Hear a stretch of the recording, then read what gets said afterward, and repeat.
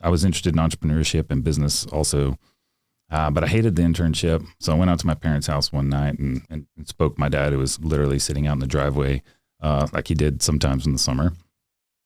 And I started telling him, I hate this internship. I don't know what I want to do. And, like any parent would, he got pretty frustrated because he's like, you've been going to school for 3 years. Now you're telling me you don't know what you want to do. And so he kind of put it back on me like, well, what are you going to do? And from their driveway, you could see the T-37s in the landing pattern at Reese Air Force Base. And I just said, I'm going to do that. And he's like, what? And I was like, I'm going to be a pilot in the military. He looked at me like it was the dumbest thing I'd ever said. Picked it as well as you picked out the advertising degree program. I did. He looked at me like, you're insane. And he just didn't say anything. He didn't say, you can't do that or what's wrong. He just didn't say anything. But the look was very much like, okay, we'll see. And that was the end We'll sleep on it and talk about it in the morning. Yeah. But really, it was in that moment where I decided, like, you know what? I think that actually makes sense. Like, all of the things that I was, call it, missing in college had to do with sports and being on a team and being with a group of guys and having an objective and a goal. And just kind of as I was sitting there talking to him that night, it kind of came to me like, if I go into a military organization, I think I might be able to find that again. And the aviation itself was interesting just because it sounded cool. I mean, that's literally as much thought as I put into it. I was not a kid that grew up with pictures of planes on my walls or anything like that. I had a picture of Oral Hershiser and Dwight Gooden on the wall. Like that's what I wanted to do. But from that moment forward, I was like, I'm going to figure this out. And it took me a year, did a ton of homework. Of course, went and talked to all the branches of the service, got smart. And at that point, the military was drawn down. Early 90s or mid 90s, and pretty much everyone looked at me like I was crazy. Like, yeah, you and everyone else wants to be a pilot, kid. But the Marine Corps actually was great. And when I spoke with them, it was actually I have an uncle still who at the time was an active duty Marine by marriage to my dad's sister. Great guy. But he's the one that was like, you should talk to the Marine Corps. We have aviation. And at first, just the idea sounded extremely intimidating, right? Like Marine Corps, like that's the most hardcore of all the branches. I don't know if I want to just dive into that. But after talking to him, it made sense. And I was able to get what they call an aviation contract, which just means, if you get through officer candidate school and the basic school, you get an opportunity to go to flight school on you to make the most of that opportunity. So with that, in hand, I took off and graduated from college and went off to officer candidate school to see if I could pull it off.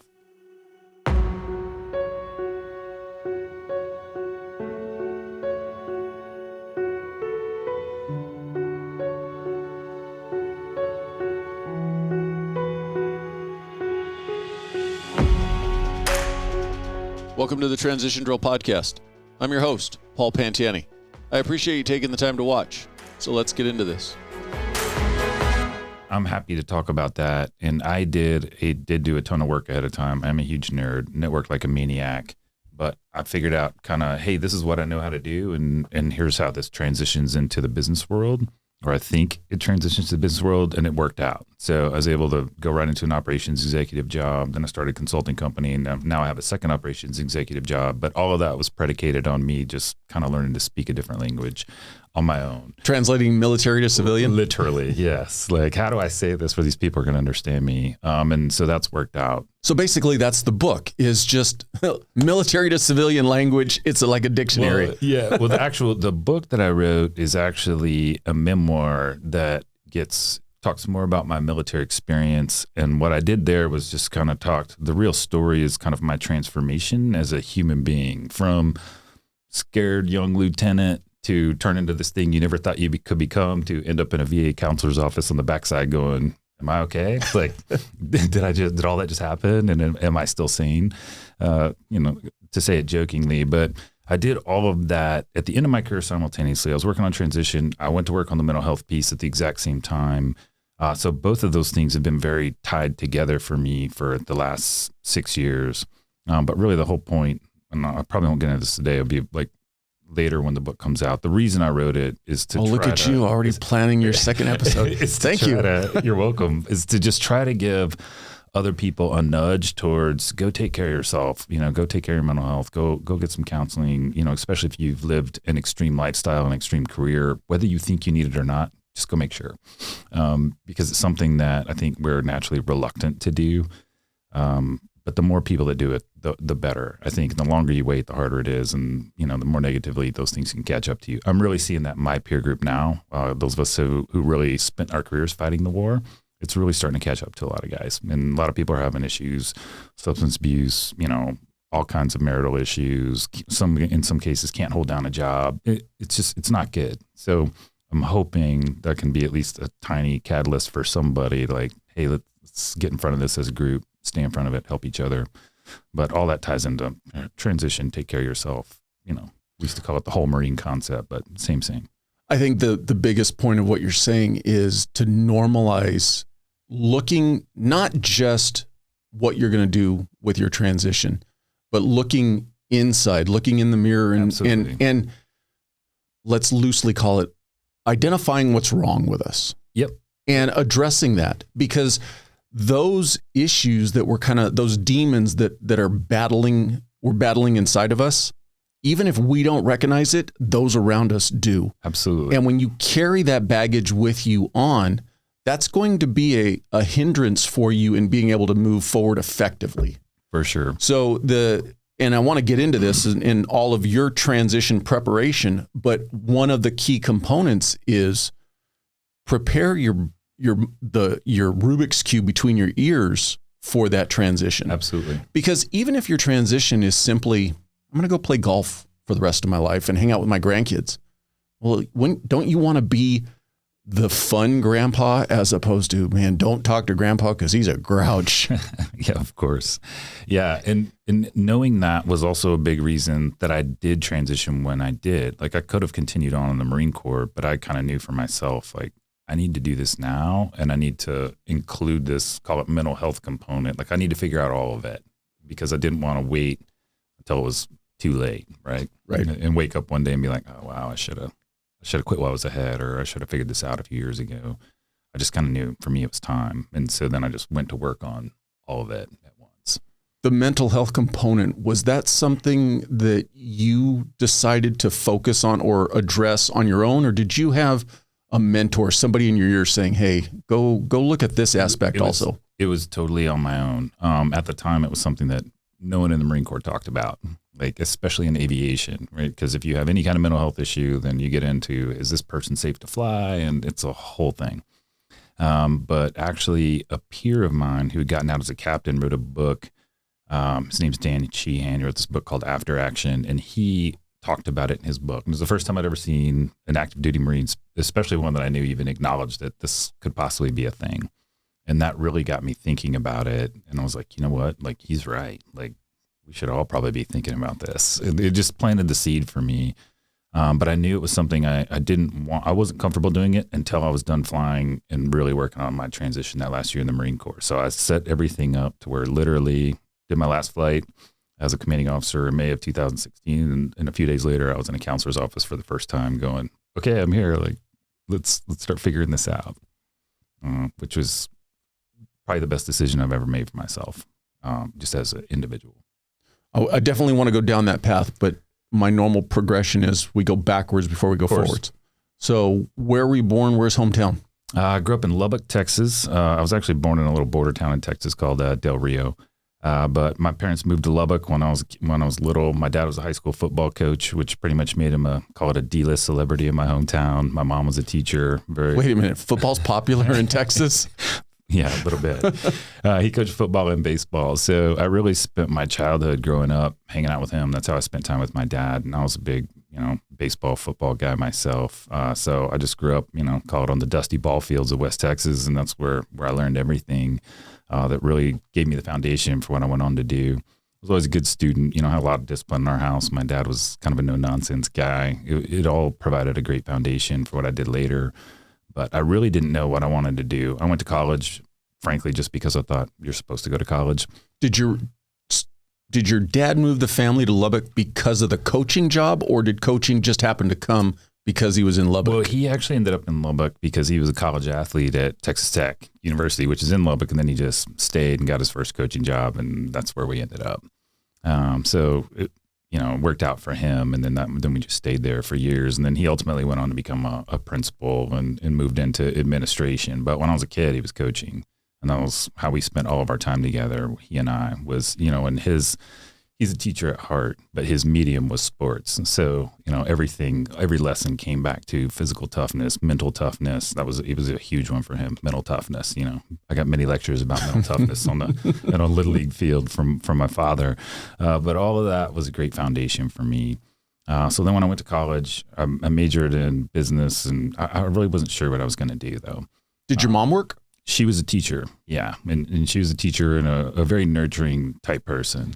And I had a younger sister, so that was kind of the balance in our house. The dad was disciplined in all business, and mom was the nurturer. But it was a good environment overall. Was sports expected for you and your sister? It was, I don't know how I would say it was expected, but it happened for me for sure. I mean, by the time I was 2 years old, I was running around with a plastic baseball bat and a football. So I don't remember making a choice, but it certainly was introduced and I took to it. My sister as well, not quite to the same degree as I was. She was more of a runner and a basketball player, but she was really a little more artsy. She ended up being a theater kid.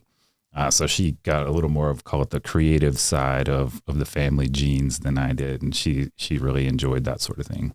The sports aspect for you, just football and baseball, or did you kind of branch out and try all sports? I played a little bit of everything when I was young, but I really settled in on baseball was my primary. That was the thing I was best at. Football, I was okay.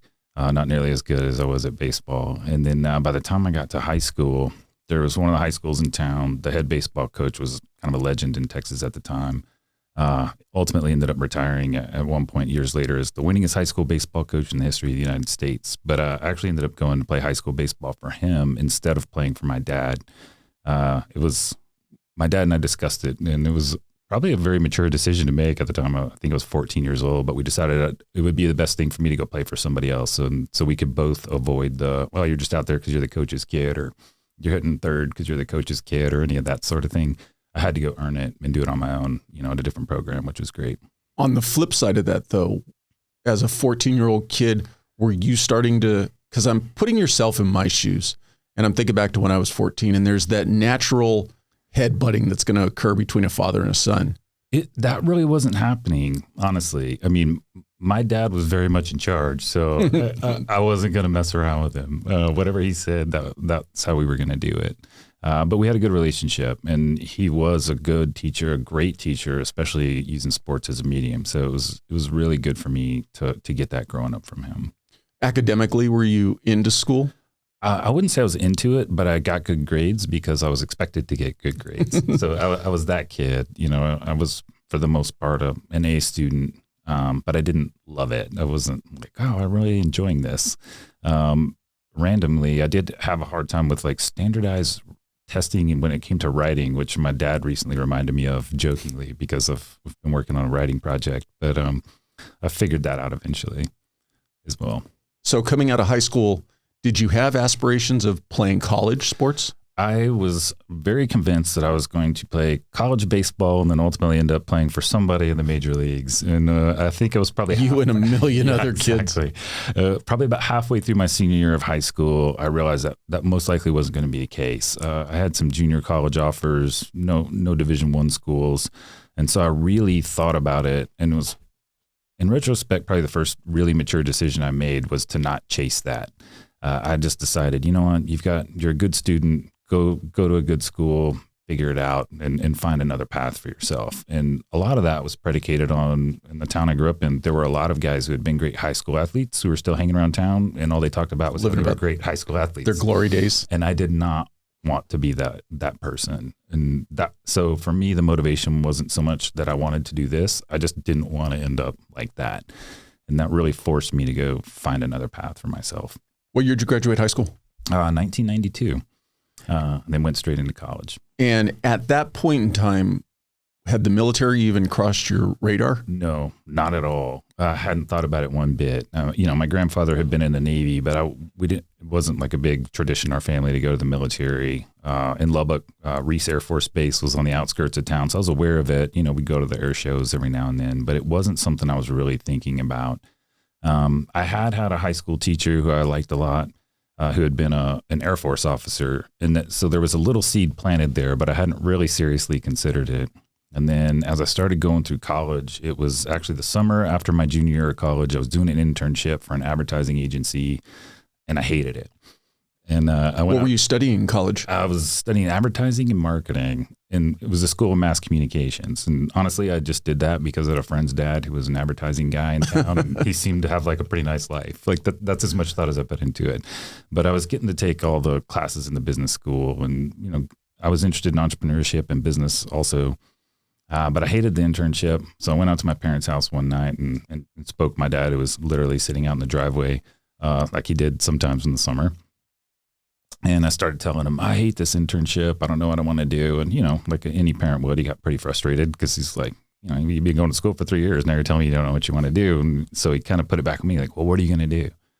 And from their driveway, you could see the T-37s in the landing pattern at Reese Air Force Base. And I just said, I'm going to do that. And he's like, what? And I was like, I'm going to be a pilot in the military. He looked at me like it was the dumbest thing I'd ever said. Picked it as well as you picked out the advertising degree program. I did.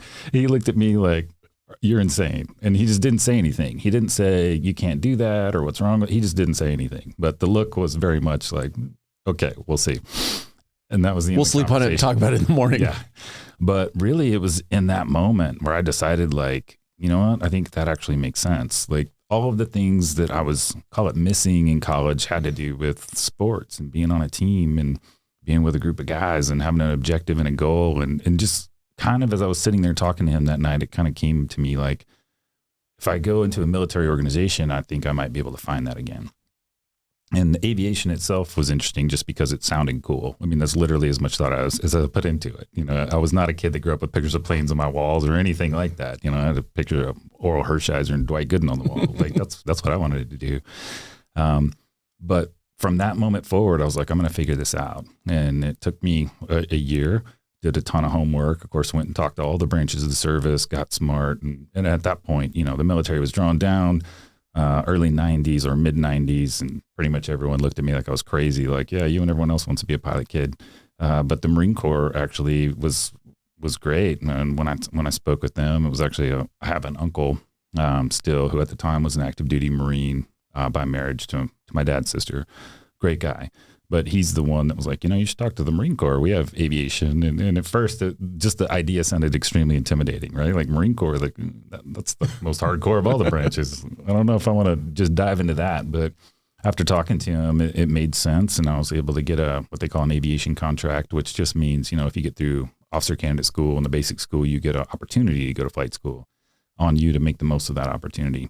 So with that, in hand, I took off and graduated from college and went off to officer candidate school to see if I could pull it off. Other than that uncle by marriage, anybody else in your family that had been in the military? Just my dad's father had been in the Navy years, several years before, but I was so far removed from that, it seemed like it wasn't actually a real thing. I didn't know him when he was in the military, but that was it, just those two guys. And with a base in town or very close to proximity to where you grew up, was the military not a very prominent aspect of the community? It wasn't a huge aspect of the community, at least not in a way that I was aware of when I was growing up. The base was a little bit outside of town. It was a training base, so it was basically just Air Force flight school students out there. But I didn't see a lot of it other than, they had an air show once a year. My dad would take me out there, every other year or so. We'd go watch the Thunderbirds and look at the aircraft, and it was kind of novel, but we were also obsessed in our house with sports and athletics. Like that's what we were paying attention to, all over town. High school sports reigned supreme, and so did all the youth sports. And that's really where our family spent all of our time. And so what year did you go in the Marine Corps? I graduated from college in 97, and the application process dragged a little bit. So I left for officer candidate school 1 year later, in the summer of 97. So graduated in 96, went to OCS in 97. And for that year in between, I actually coached high school baseball there locally. And that, honestly, if I hadn't gotten the Marine Corps, that's probably what I'd still be doing. I'd probably still be coaching somewhere in Texas, banging around, coaching football and baseball. The family legacy. Yeah, probably doing the same thing my dad did. Exactly. And never deviated from wanting to fly helicopters? Well, no, I would say I initially, I think this is true for most people who go to flight school, you want to fly jets, right? It looks cool. It sounds cool. So I get through officer candidate school, get through the basic school, go to flight school. And we all start out in a turboprop fixed wing aircraft, just a little single engine plane.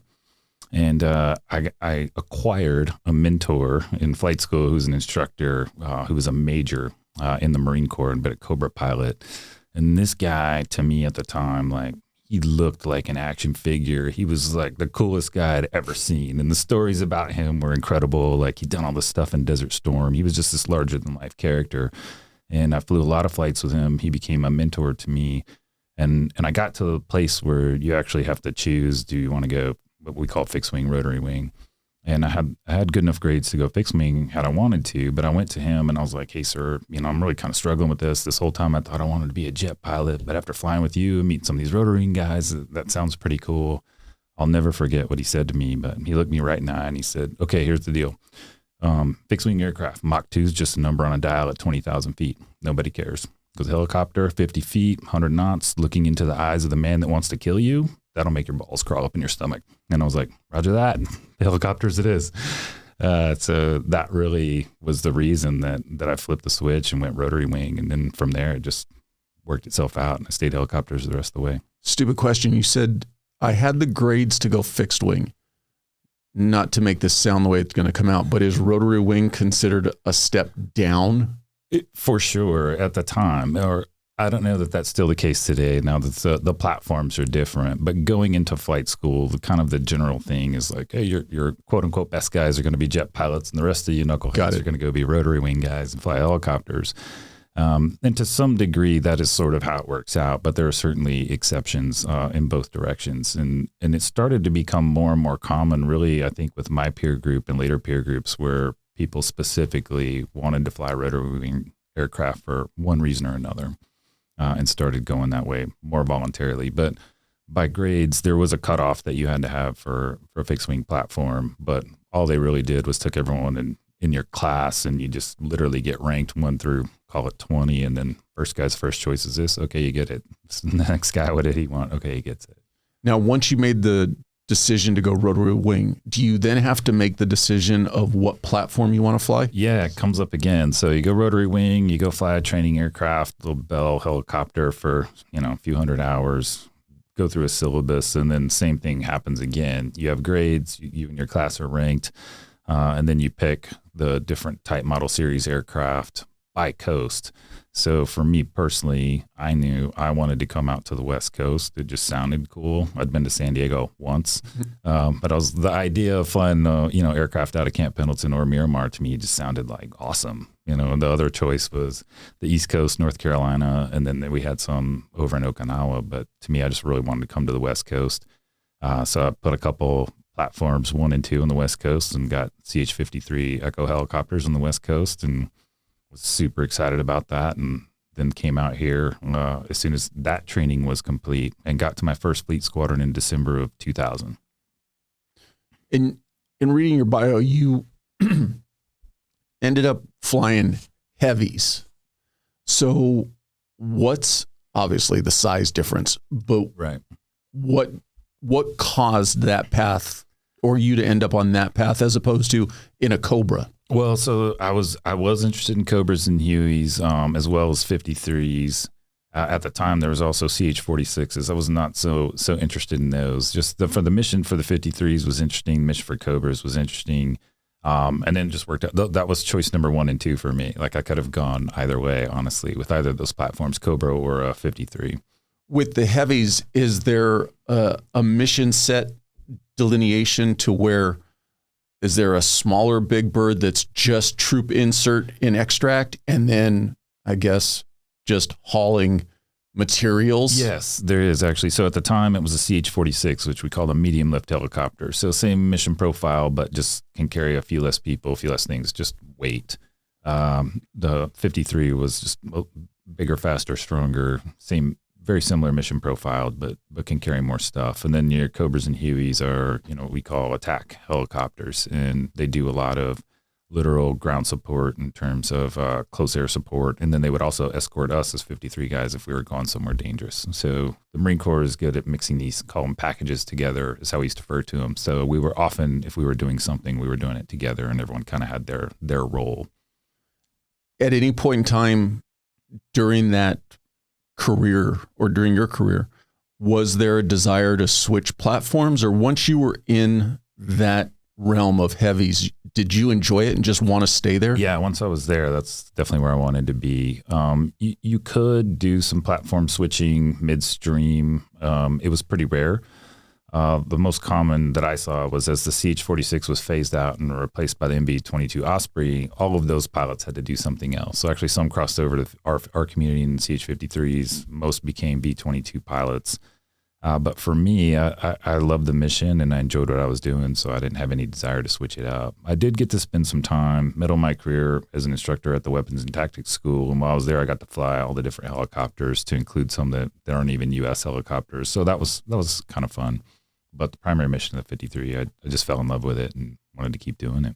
And so, am I understanding correctly then, the bulk of your career was primarily troop infill and extract? Yeah, well, in 53, we haul people, we haul cargo. So especially in a combat environment, sometimes we'd be moving people, sometimes we'd be moving stuff. And sometimes that was, call it fairly administrative in nature. Hey, we're going to go resupply this forward operating base over here. But it would also be, in some cases, what we call a named operation, which is a more tactical. Hey, this is a raid, and we're going to go land in this guy's front yard at 2:00 in the morning and get this guy. So a lot of that got mixed in too. So some days it was what we called general support, or hauling ass and trash, and other days it was a more tactical, very orchestrated, named operation for a very specific purpose to take down this person or get this thing or achieve whatever the objective was. So then another stupid question. Obviously, very different tactics related to hauling trash, going after an actual person target. It would almost seem like, from a training perspective, and I equate this to my first responder community and thinking about tactical teams, SWAT teams, that type of stuff. You don't kind of dabble in it. It's either you're fully in and that's what your skill set is, or you're doing something else. But it sounds like you were able to kind of do both. You do. And what the requirement is that the unit, the squadron, has to be capable of all of it. And then internal to the squadron, you have pilots and air crew with different levels of qualifications. So you just build your air crews based on what your requirements are for that day. So say you might have some slightly more junior, slightly less experienced air crews flying a day general support mission. And then that night you have some more experienced crews with night vision goggles on that are going to go out and do a more high-speed tactical insert.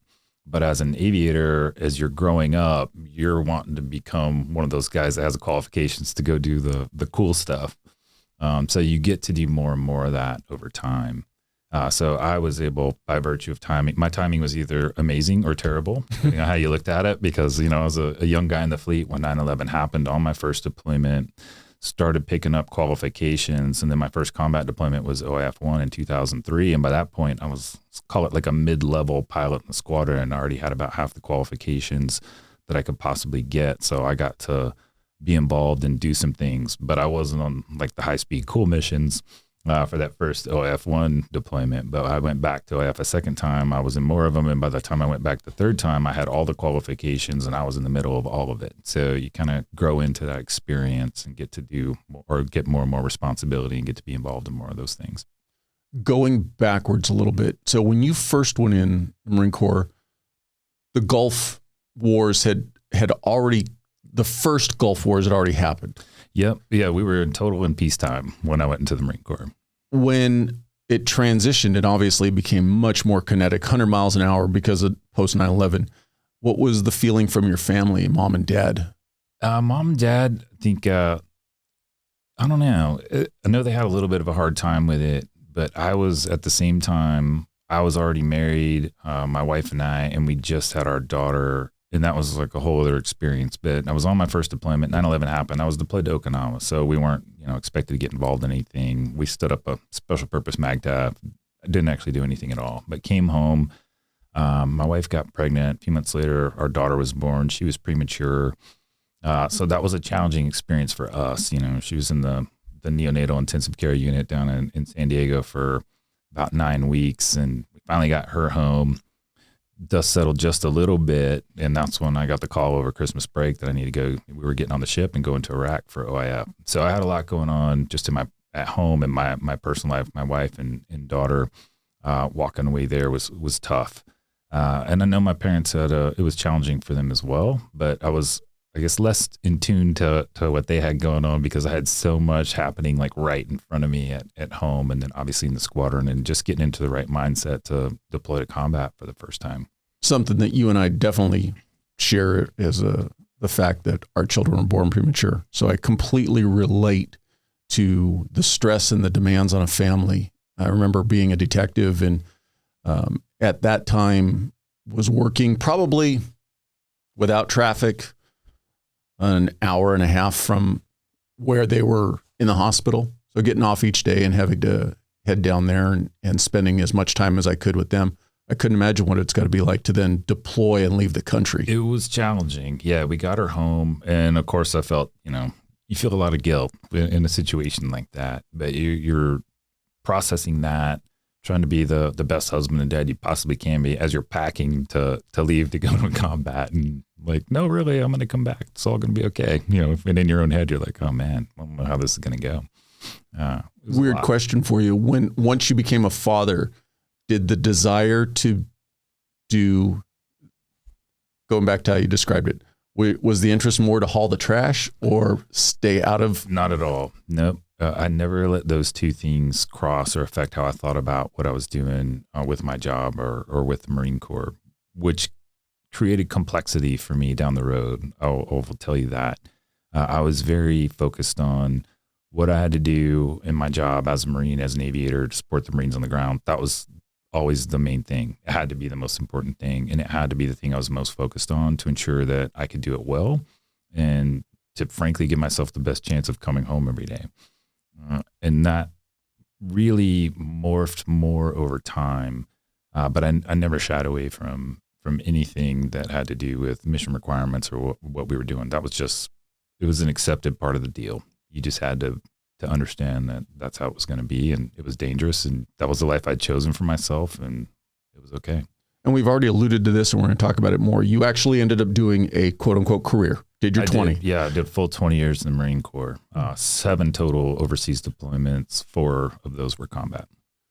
Going into it, was your plan to do a career? No, not at all. I joined the Marine Corps just thinking like it sounded like a big adventure. I figured, hey, I'm going to meet probably a lot of really cool people. We'll get to travel around the world a little bit. Bonus if I actually graduate from flight school and to be on a pilot and learn. It just sounded like this really neat adventure to get into. I didn't really spend a lot of time thinking about the reality of what could happen if our country went to war. Frankly, I don't think any of us were really thinking about that. We talked about it, like anybody else. Like you get in the military and you're like, oh, I hope I get to do this, in combat someday, idiot lieutenants, and we all say that. And then, then it happens, and then you have to actually deal with it. I'll never forget this though. I was on my first deployment when 9/11 happened, and we were in Okinawa, Japan, and we had this, call it a heritage room, where our squadron would hang out in the barracks, and basically it was just like this open room in the barracks. We turned into like a little makeshift bar.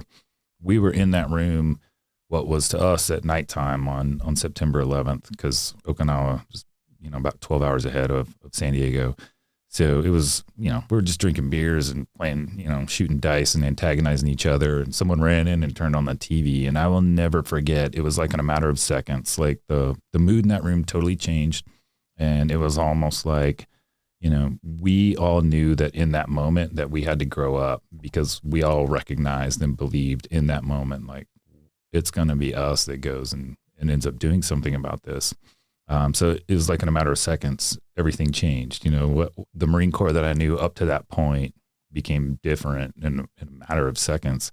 And there was, I think, an innocence about us that was almost immediately lost, knowing what we were going to get into. And everyone that was in that room that night ultimately ended up doing a few combat deployments, and not everybody in that room survived those combat deployments. But we knew that was the reality we were looking at in that moment, which was, I'll never forget that.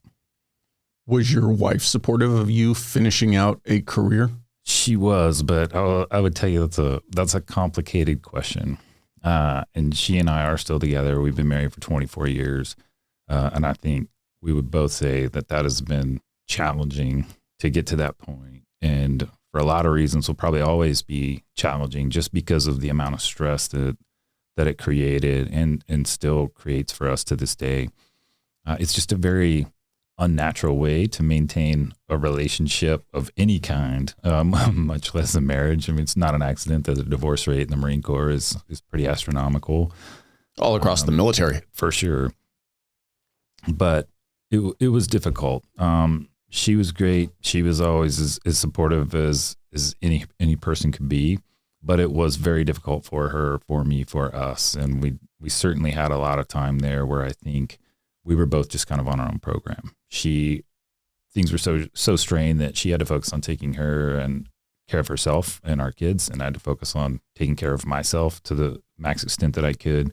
And we just didn't have a lot left for one another a lot of the time. And there were periods where that went on for a few years at a time.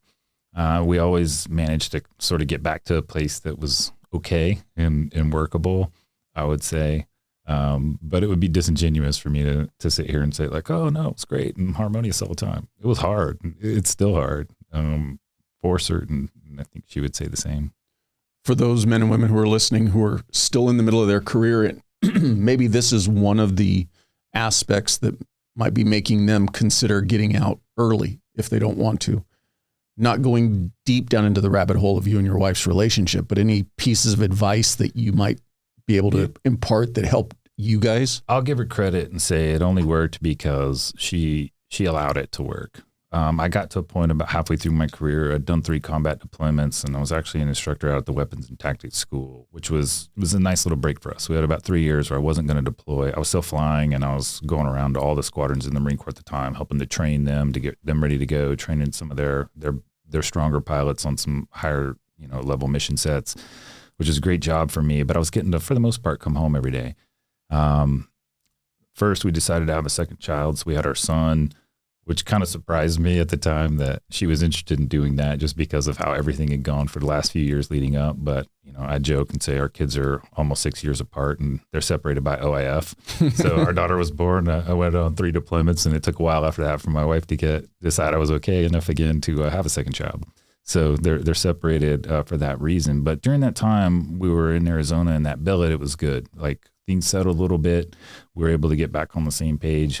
And at that time, I was really considering transitioning from the Marine Corps there because I felt like pressure, like, hey, my best shot at the best thing for these people, my family, would be for me to go do something else. And it was actually her ultimately that she came in the kitchen one day and just said, hey, I think you should probably stay in the Marine Corps. And I remember being very surprised by that. I was like making dinner and I remember looking at her like, are you trying to trick me right now?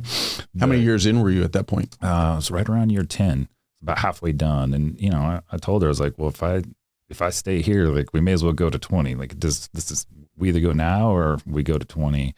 And she understood that. But at the time, what she was able to articulate to me was she just said, we're still at war. It's important. You're good at this. We'll figure it out.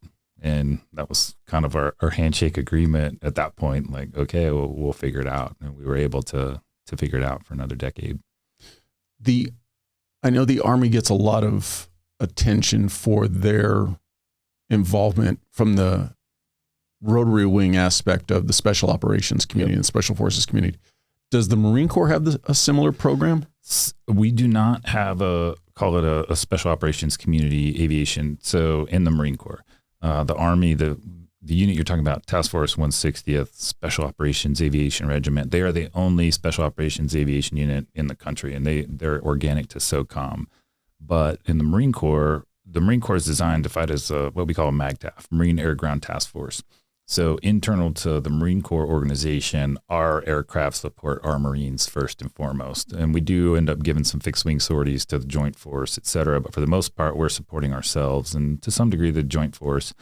But I was fortunate in that for all of my combat deployments, or I should say numbers 2, 3, and 4, we ended up working closely with the Task Force 160th for various reasons. And a lot of that was they would literally get more requests than they could fill from the special operations community. And in those cases, call it the overflow, their scraps, whatever, would a lot of times get handed off to the Marine Corps and then ultimately the unit I was in, and on many occasions to go execute. kind of on their behalf. So we got to play in a lot of really interesting, quote unquote, fun things that we otherwise may not have, just because the demand for them was so high. We were close to a lot of things that went on that were, call it, interesting at different times. I spent a lot of time as a young captain in 2005 chasing around Zarqawi. At the time was a primary target for the United States, and the task force was chasing him around, and we got to fly quite a few missions with them trying to do that. Really interesting stuff. And then later in my career, in 2011, we did end up flying what we called a TRAP mission, tactical recovery of aircraft and personnel, out to the Afghan border to basically recover a downed helicopter that belonged to Task Force 160th that they'd rolled over in the process of doing a raid themselves. So we went and recovered that aircraft, externally lifted it, brought it back. So we were always kind of in and around some of the interesting things that were going on. And then we're also still in Afghanistan in 2011 when they got bin Laden. And interestingly, that night, I'll never forget this, they had given us a mission to do that was overflow for them. And I had actually gone out to fly it myself with a few of our other pilots. And we came back to the squadron spaces, like 3 o'clock in the morning or whatever it was. And we were kind of joking about like, well, I wonder what they're doing tonight. They gave us this, because the thing we had just done, we thought was pretty high speed. Well, we walked in the squadron and figured out what they were doing that night. It was taking down bin Laden. So we were all excited, but at the same time kind of bummed. We were like, why didn't they ask us to come along with that? I'd have flown that. Why not? One of the questions that's kind of rattling in my head is, and never flown as a pilot, but what was it like the first time flying under nods? It was really interesting, and it was something I was really excited about and wanted to do, because it's the more senior pilots in the squadron become what we call night systems instructors, like the real ninjas of the night. And I really wanted to be one of those guys. Ultimately ended up becoming one of them. But in the beginning, it just feels crazy. Like I have all this gear on and these goggles strapped to my face. My head feels like it weighs 25 pounds. And like, what am I doing? It's really hard to get used to, especially in the landing phase and assault support aircraft. You kick up a ton of dust. You tend to brown out. And when you're on night vision goggles, it's pretty dicey. But getting used to it, then once I got used to it, it was like all I wanted to do. And I ended up actually with a lot of night vision goggle time, because I got that qualification fairly early in my career and then kept going. So typically second half of my career, if I was flying, it was most likely at night.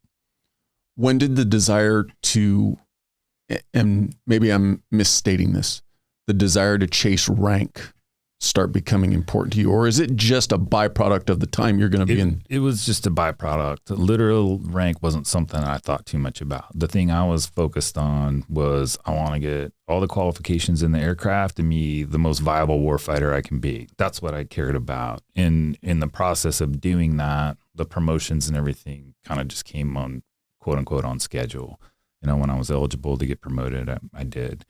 But it was very secondary to what I was really interested in and doing, which is just, being the most viable member of the squadron that I could be. And to me, that was get every qualification and be that guy that can go fly any mission. And I was able to do that fairly young as a captain, and then still did one more deployment, which was great because it gave me the experience and things that I needed to then be invited to come be an instructor at the tactics school for my, call it B billet. Got promoted to major while I was there. Then they sent me to get a master's degree. And I went back to the fleet as a major that was very qualified and had a very strong background, which set me up to right away. I got selected to be the detachment officer in charge to take a detachment to Afghanistan for a 7-month combat deployment, which was awesome. It was a great experience. And then came back from that and went out to be a Marine Expeditionary Unit detachment OIC. So I got to be a detachment officer in charge twice as a major, which is pretty unusual. Typically, you might get to do that once if you're lucky. So I got to do that twice, and it all just kind of put me on a path, ended up where I ended up. From there, I got asked to go to the Pentagon to work in what we called Aviation Hallway, Deputy Commandant of Aviation, his staff, and I was a budget officer, which was a great education, a little terrifying, making everyone to pay your taxes again once you understand how the money works on Capitol Hill. But did that for not even a year, and then got selected to come back to Miramar to be the commanding officer of a squadron. So I was able to finish up doing that. And that's where I was leading with this. So I've had a previous guest who was Top Gun pilot. He was actually a Top Gun instructor, had 3 or 4 years left to retirement. Next promotion was coming, which was going to guarantee him not in the pilot seat, but behind a desk. And that just was not in him, and walked away early. For you, that transition to the admin side and start running the business operation, did you go towards it willingly?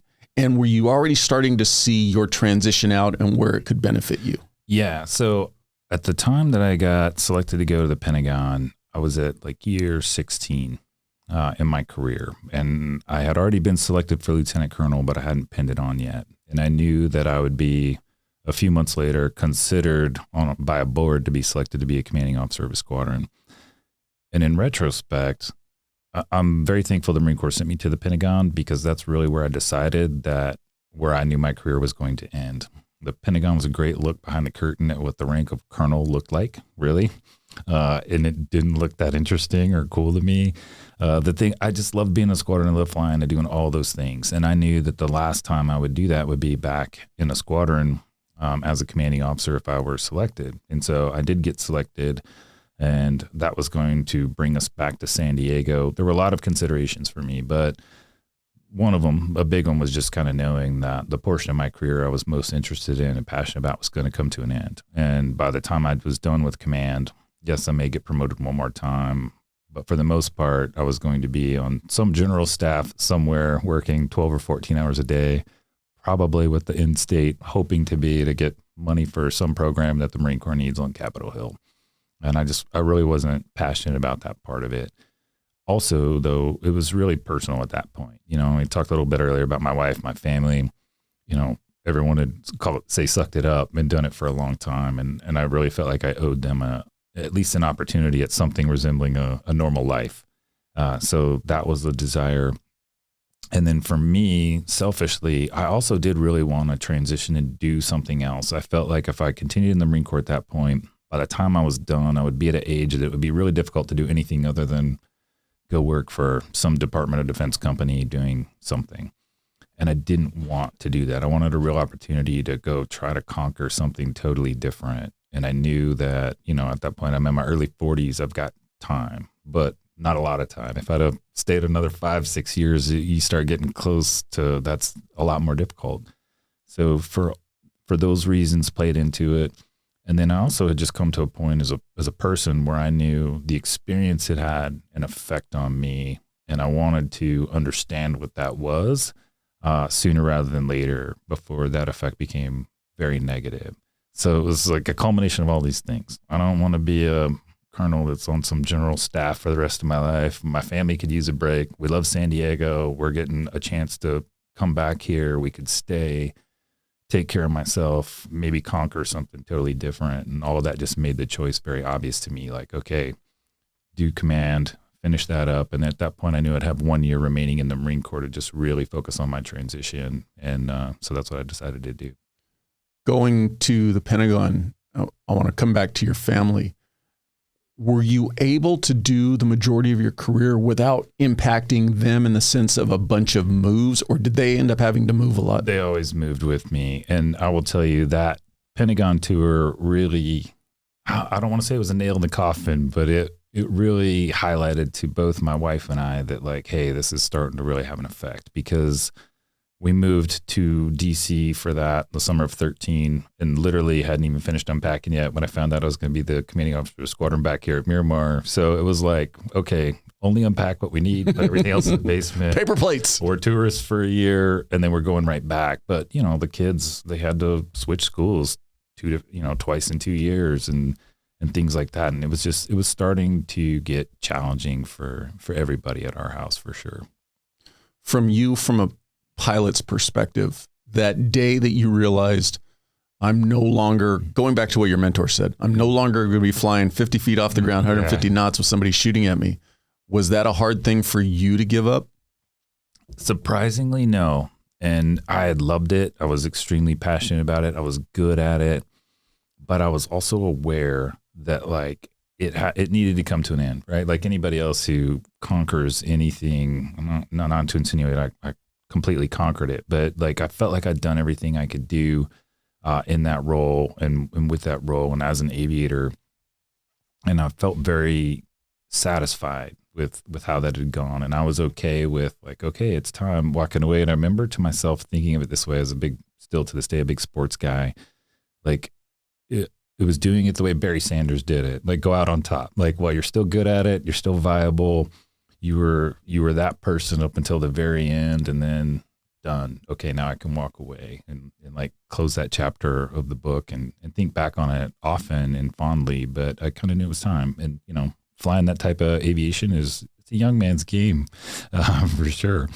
You know, at that point I was in my early 40s, and sure, I could have kept doing it for a few more years, but I don't know. I just kind of felt like I'd done everything that there was to do. And it was the right time to walk away from it. Going backwards a little bit, something just came to my mind. When you mentioned a young man's profession, the platform you flew, air refueling capability. Yeah.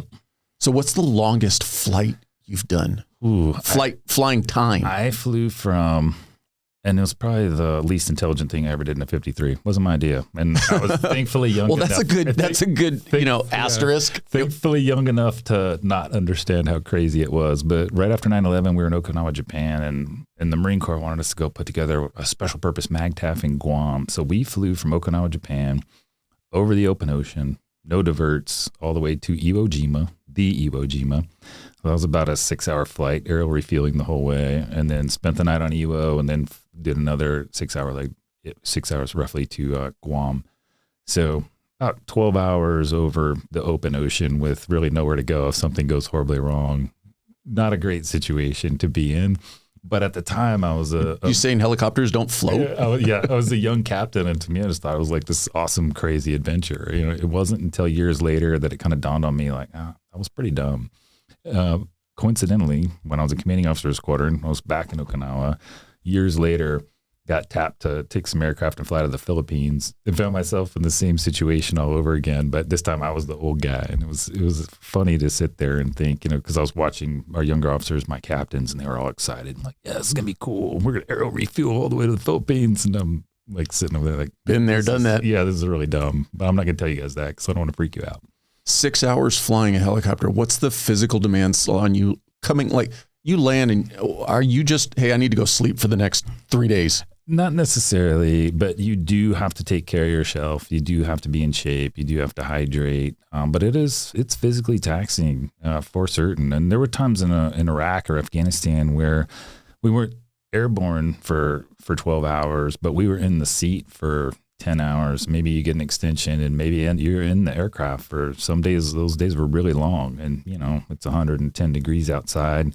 No air conditioning on a CH-53. You're sitting in what basically amounts to a greenhouse with body armor and a helmet, and inside your gear, it's probably 130, 140 degrees. I remember asking a physiologist in a class one time, like, hey, if you cook a pot roast like that for about 6 hours, it's done. Like, how is it okay for us to do this to ourselves over and over? And, you know, of course, they're like, oh, you're fine. Just hydrate. But it wears you out. Yeah, but it's not like you can call back to the stewardess. Yeah. I need another bottle of water. Yeah, absolutely. So, you know, you take your 100-ounce Camelback and make it work. But it was taxing. It would wear you out for sure. I mean, there were definitely times where I would joke and be like, I'm a 185-pound water filter. Like, that's all I am. Like, you know. It's going in one place and coming out everywhere else. You just come out soaked. When you started thinking about your transition out, was utilizing your flying skills and just, I don't want to say take the easy route, but go commercially fly helicopters? I considered it, and it's actually a fairly surprisingly straightforward transition to the airlines, even as a rotary wing pilot. Most of the airlines have a program where you go fly smaller fixed wing aircraft. And since we all started out in those anyway, it's not that different. In my opinion, obviously very biased as a helicopter guy. Flying a helicopter is extremely more difficult than flying a fixed wing aircraft. However, you have to, you know, get some ratings and build your hours back up, but it's a fairly straightforward pipeline to go be an airline guy. And I have several friends and former peers who are airline pilots today and that love it. For me personally, just as a person, I knew I needed to be a lot busier than that. And then the tail end of my Marine Corps career, the thing I really fell in love with was the people, the leadership part, all of the operations, and like literally how do I get these 350 people all pointed in the same direction on the same page? I loved that. And so I really wanted to go see if I could do that in the business world. And that was the thing that became the most appealing to me that I wanted to try to do, even though, yes, the airline pipeline is very straightforward. The pipeline to go be a contracting officer at Lockheed or Northrop Grumman or somewhere like that is, there are paths there that are very obvious. I wasn't interested in those. I will tell you that early in my thought process through that, it was just an idea, but it took a while for me to kind of conceptualize, well, what does that really look like? And how do I really set myself up to get from here to there? And it's, I won't say non-standard, but not extremely common for someone with my background to then want to do that. And a lot of people, when I started saying, this is what I want to do, all looked at me like I was crazy. And of course said, well, you should go be an airline pilot or go work at Lockheed. What's wrong with you? Like, this path is sort of set for you here. Why don't you just take it? And I wasn't interested.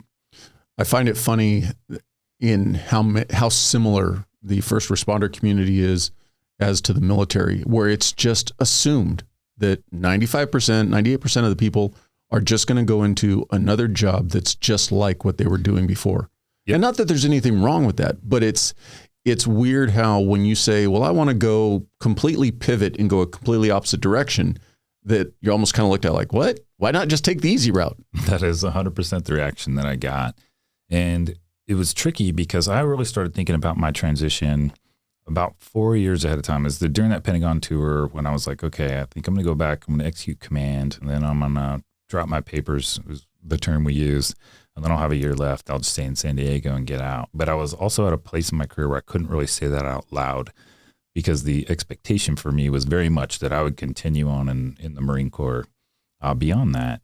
But I was very aware, at least for my observation in the Marine Corps, was, this is going to end one of two ways. Either it's going to end on your terms, or at some point the Marine Corps is going to say, hey, thanks, but, we don't really have any further use for you. We appreciate it. You can go on your way now. And I like the idea of that ending on my terms, my way. Jokingly made the Barry Sanders reference earlier. Like, I want to do it when I want to do it, when it makes most sense for me and my family. So I started working on it there. And really what I was doing at that point was starting to reach out to people that I knew had gotten out at 20 years as lieutenant colonels and just ask them, why, hey, what was your thought process and why? Because while I was still on active duty, all you're getting is the thought process from the people who stayed in the Marine Corps, the colonels that are still sitting there. They're like, no, you're going to grow up and be just like me. I always joke. Look how cool I am. Yeah, I always refer to that as look how great I turned out advice when someone tells you that you should do exactly what they did. And I was getting a lot of that. So reaching out to some guys who had transitioned at 20 years as lieutenant colonels, had good careers, but then went on to do something else, helped me with my own kind of thought process, just asking them how they thought about it and just listening. And that really solidified for me, like, yeah, you know what, I think that's what I'm going to do. But I couldn't, again, really be public about it. So I started doing some little things like working on my LinkedIn profile and some other stuff I could kind of quietly work on in the background without anyone catching on to what I might be thinking about. So just some early prep, early thought about what do I want to do, and started really thinking about that. I was excited about, at the same time, I was getting myself ready to take command of a squadron. So I was spending a lot of time, focused on my plan for that and how that was going to work. But it was interesting because as I was doing that, I was able to think about it in terms of like, hey, I wonder if this would also work in a company if I was running operations, which is kind of neat. So then when a year later, we moved back to San Diego, I took command and I was able to start executing, and things were going well in the squadron. That kind of affirmed for me, or confirmed for me, like, yeah, I want to try to do the same thing in the business world, see if really you can lead and execute high-level operations with a group of people and get them all on the same page and actually, accomplish something. So that was kind of my full thought process leading up. Now, your first step off out of the Marine Corps was a chief operating officer, correct? Yep. Was that the position you were going for, or aiming towards? I actually exceeded my own expectations on that one, to be honest with you. So what I had decided, and as I was finishing up command, I made it official, dropped papers, I'm officially getting out. I went up and I was working on the 3rd Marine Aircraft Wing General Staff and Operations for my last year. And that gave me a lot of time to really focus on my transition. And I was really, I was doing all the things you're supposed to do. There's some classes they have that you could take. There were some networking groups I became a part of, and most of it was just networking, which, for a career Marine officer sounded like a foreign language at the time. Like, what does networking mean? networking within the military and other military? Outside of the military into this business community in San Diego. There were a few organizations that, well, actually there's a lot of them in San Diego, but there were a couple I plugged into that were very helpful with starting to get transitioning military, integrating with the business community in different ways. So I was doing a lot of that, and, you know, just silly things like I had to learn how to dress, and in the military you don't have to do that. You know, you put on a uniform, and on the weekends it's like, am I in appropriate civilian attire? But it's really just like jeans and a polo shirt. Like basically what I'm wearing right now. I still probably look like a goofy lieutenant on Liberty. But at the same time, you know, you had to learn things like, hey, what color shoes go with this color suit? And what's a color wheel? And how do you make sure your shirt matches your socks? I mean, as silly as that sounds, I was learning all of that as I was doing it. I was networking a ton. But I was still pretty overwhelmed by just looking at jobs. And, you know, it's like there's a bajillion job postings, and for the first time in your life, you can literally do whatever you want to do. And that was overwhelming. But I knew generally I want to go into business. I want to go into ops. And then one day I had this like kind of epiphany, and it made everything easier, was that I was looking for a situation, not a job. And once I was able to define that situation for myself, it really helped. So for me, that situation was small to medium-sized company, trying to grow, preferably having some challenges and trying to figure them out. So I felt like if I could get into the operations lane of a company like that, the soft skills, the things that I just knew how to do inherently, I could apply right away to help them start shoring some of those people and process things up while I was literally learning the business.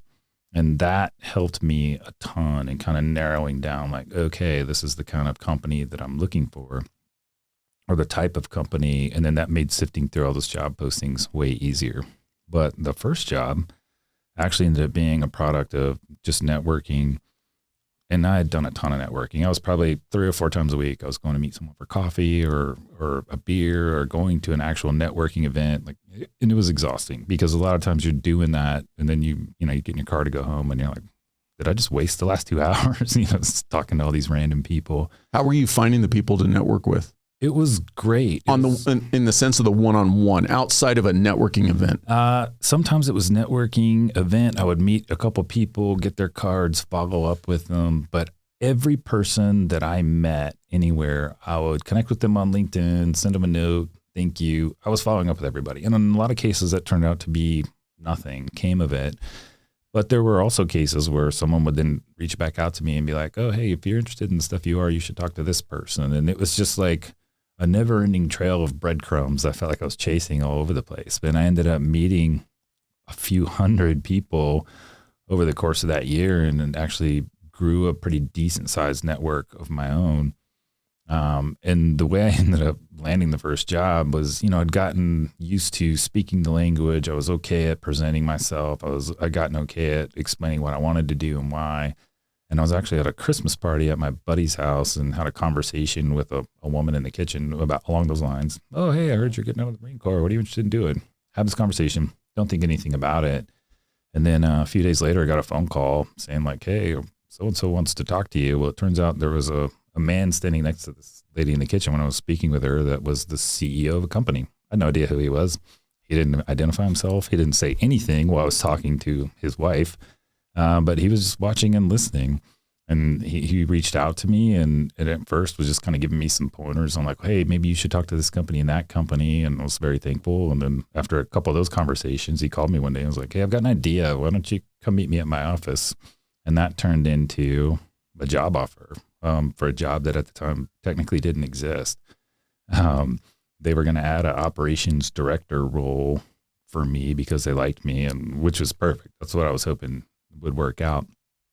But that was actually like 4 months or so before I was literally doing my retirement ceremony and could even start. So for that 4 months, I stayed in touch, and I would go see him every now and then, was kind of learning the business and getting ahead. And then ultimately the way it worked out is the person who was the chief operating officer departed, and he decided just to put me right into that role. So I came out of the Marine Corps one day and took 5 days off. And then the next Monday I was chief operating officer of a manufacturing company. But you had obviously made a good enough impression that they were willing to be patient enough with you until you could actually officially transition out. Yeah, and I'm very thankful for that. It was a great opportunity to be given, and I wanted to make the most of it, for them too. So I definitely worked a ton in that role. The company was manufacturing at a facility here in San Marcos, one in Alabama, and then one in Minnesota, and I was responsible for all three. And walking in the door, honestly, like, I don't know anything about manufacturing, but I was quickly able to translate what I had learned in the Marine Corps running operations, and understanding how an aviation maintenance department works in the Marine Corps was very transferable. Like, if you can run aviation maintenance in the Marine Corps, you can probably manage any kind of operation that's out there, or at least most. And that's really how I translated it for myself, while I was immediately able to see like people, culture, things we could make better. You can look at just about any process and find an inefficiency in it that you can make better. So it was I really enjoyed it. It was fun, like just diving in there and like, okay, here's what we're doing. How do we do it better than we're doing now? It was great. So I did that for 16 months. And I had gotten to a point right around 1 year where I felt like there wasn't anything else for me to really fix. Like, I'd sort of shored it up. I got it running well. And I didn't realize this at the time. I do realize it now. I had become so accustomed in the Marine Corps to, despite the fact that you're a CH-53 pilot for 20 years, your job changes literally like every 1 to 2 years. You go to a new job, new billet, even if you're staying in the same squadron. No, you have a new billet. Here's your credit turnover binder. Figure it out, fix it, make it better, and leave it better for the next person. What I was experiencing, and I didn't realize it, was like, okay, I've been here for like a year. It's in my brain. I need to go do something else, even though there's not really anything wrong yet. So I decided at the time to start my own consulting company, and I was like, okay, that'll be good. It'll keep me interested and engaged. Just real quick before you move off of that. So is the proper mindset then, when you're coming out of the military after 20 years with this, couple years in, it's time to move on, and you get into that cycle. But now when you're out, is it, okay, I came in a year and a half into it, I fixed all of the issues, but now it's more of transitioning the mindset to, all right, let me keep moving forward and just maintaining it? Yeah, well, it's kind of a personal one, I think, for everybody, but I was aware that most veterans at least transition and will change jobs 2 to 3 times in the first 5 years. It's common. But in a lot of cases, the instinct is that you don't want to do that. Hey, I did this job for 20 years. I want the next one that'll go be 20 years and I'll get another pension, right? So a lot of people are sort of programmed that way. I was actually very comfortable knowing, I'm probably going to have 2 or 3 jobs in the first 5 years as I'm kind of making my way and figuring this out. So I went into that first one knowing like this isn't just forever. a stopgap. Yeah, I'm going to get some great experience, hopefully make this better for the organization, for the team, for the company, and then take that experience and can go parlay it into the next thing as soon as it looks like it's time to do that. And so that's really what I did. And then the idea of starting the consulting company was like, oh, well, that'll be entertaining because then I can go help a bunch of different small, medium-sized companies do this. And I was literally in the process of standing that up when I got a call from a mentor in my network and was like, hey, this company over here is looking for an ops guy. And I told them they should talk to you.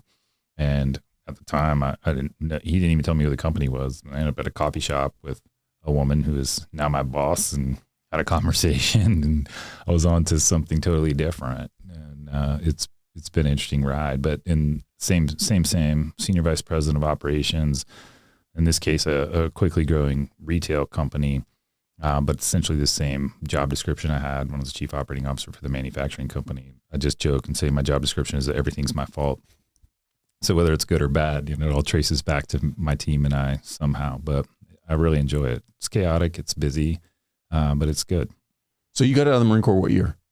2017. So I've been out just over 6 years now.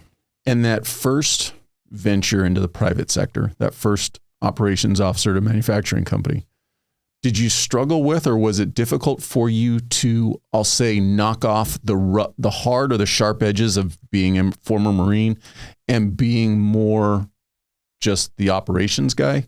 It actually, for me, I did okay with that. And I think there's a couple of reasons for it. One was, admittedly, as a Marine officer, laid back's not the right way to say it, but I was always a pretty calm, measured person. I wasn't excitable. I wasn't a yeller. I wasn't that sort of alpha dominant personality. I mean, I have an alpha dominant personality, but it comes across in a different way.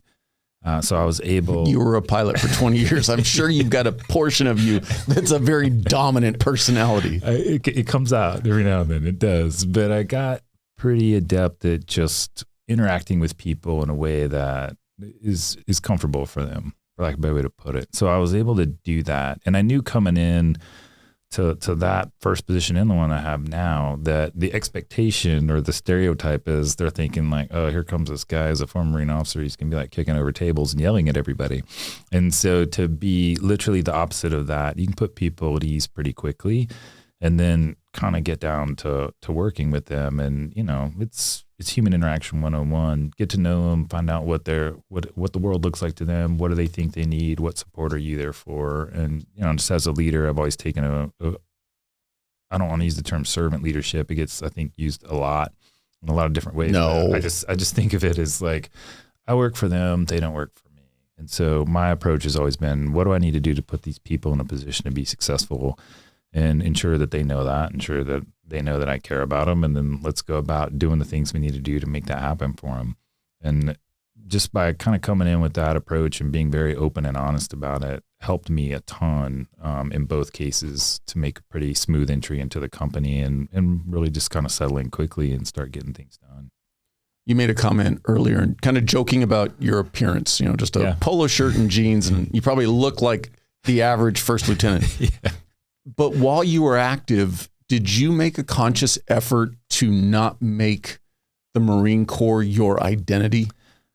Sort of, yeah. I mean, being a Marine will always be a piece of who I am for certain, and admittedly probably the biggest piece. But I was able, I think, to just still be me on some level. And that aspect of me is really, I think, where I was just saying I was a little bit more laid back, say, than some people as an officer, et cetera. I never let myself got caught up in titles or positions or any of that stuff. And I was always very aware that at the end of the day, I'm still just like, I'm a guy and I'm here doing a job. And yes, this is my role and this is my place in the unit, but I was just trying to be the best teammate I could be to my peers and to junior Marines in the unit. Like, what can I really do to help them make this a good experience for them, and really focused on it that way. And that was kind of the part of it that was just me as a person and what was important to me. And that helped me a lot.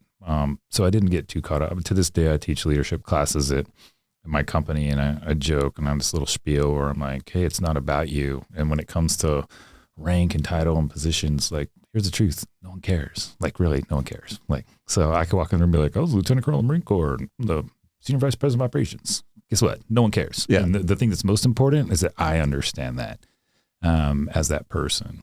It's all about trust and respect, and you have to earn that from other people, and you have to earn it every day, and it takes time, and that process never ends. But so I always just approached it like that. I still approach it like that to this day, and it's been very helpful to me in interacting with the people in the companies that I've worked with, and just putting people at ease and allowing them just to focus on what we need to do as a team and getting the job done.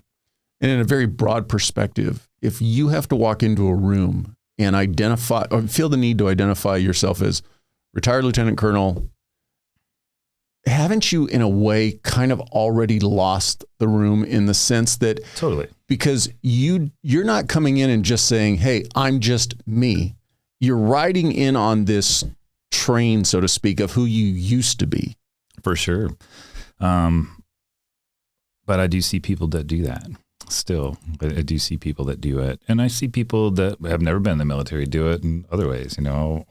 Have people who are subordinate to me at my current job every now and then that say, get a little too caught up in whatever their title is or something and throw it out there to somebody else. And I have to remind them like, hey, like, no, everyone knows that. You don't need to tell them. No one cares. know what your role is and how you're helping the team here. And let's just focus on that for sure. Going back, and you did a lot of legwork leading up to your transition out. If you could go back and do it again, would there be anything that you would do more of or that you didn't do? And on the flip side of that you did do, you wouldn't waste your time doing it? I would say, and I'm very open in talking about this, like I felt like for me, I did all the things I needed to do to put myself on the right path. And ultimately achieved what I set out to do. The primary mistake that I made is that my wife and I did not recognize or think about that she really needed to transition too. I think for both of us, and at least for only speaking for myself, my focus was I need to make this transition. I need to get into this next career. You know, I'm the breadwinner at my house. I need to make a certain amount of money. And I was very focused on making sure all that got done. That's my role. That's my job.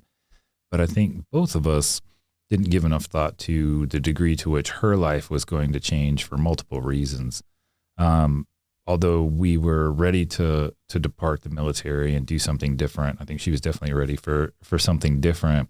We didn't give enough thought to like, well, what is this next phase going to look like? And what is that different going to be? And I think there was a lot of our life had revolved around the Marine Corps so long that we discounted the degree to which it would be different for her when our tie to that organization started to fade away.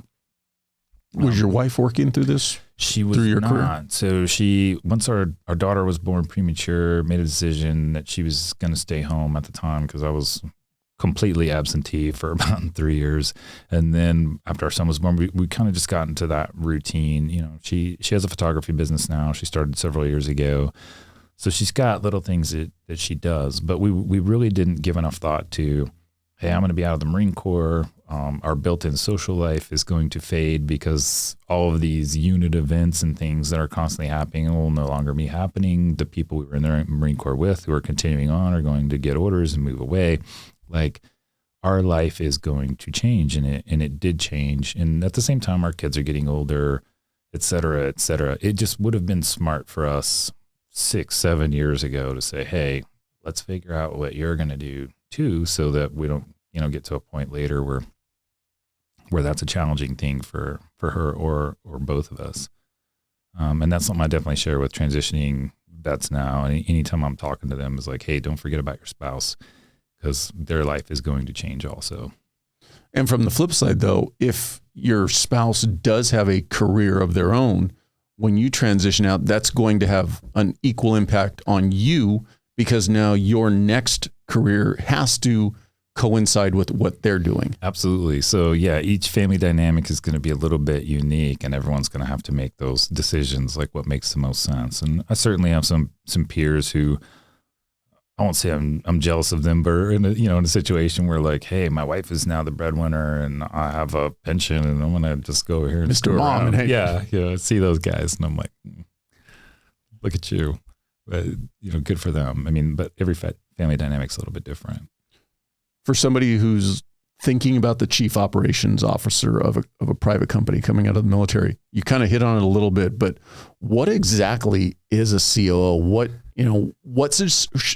What skill sets or what should somebody prepare for to be into that position? Yeah, I always just describe it, and I tend to be someone who tries to make things as simple as possible.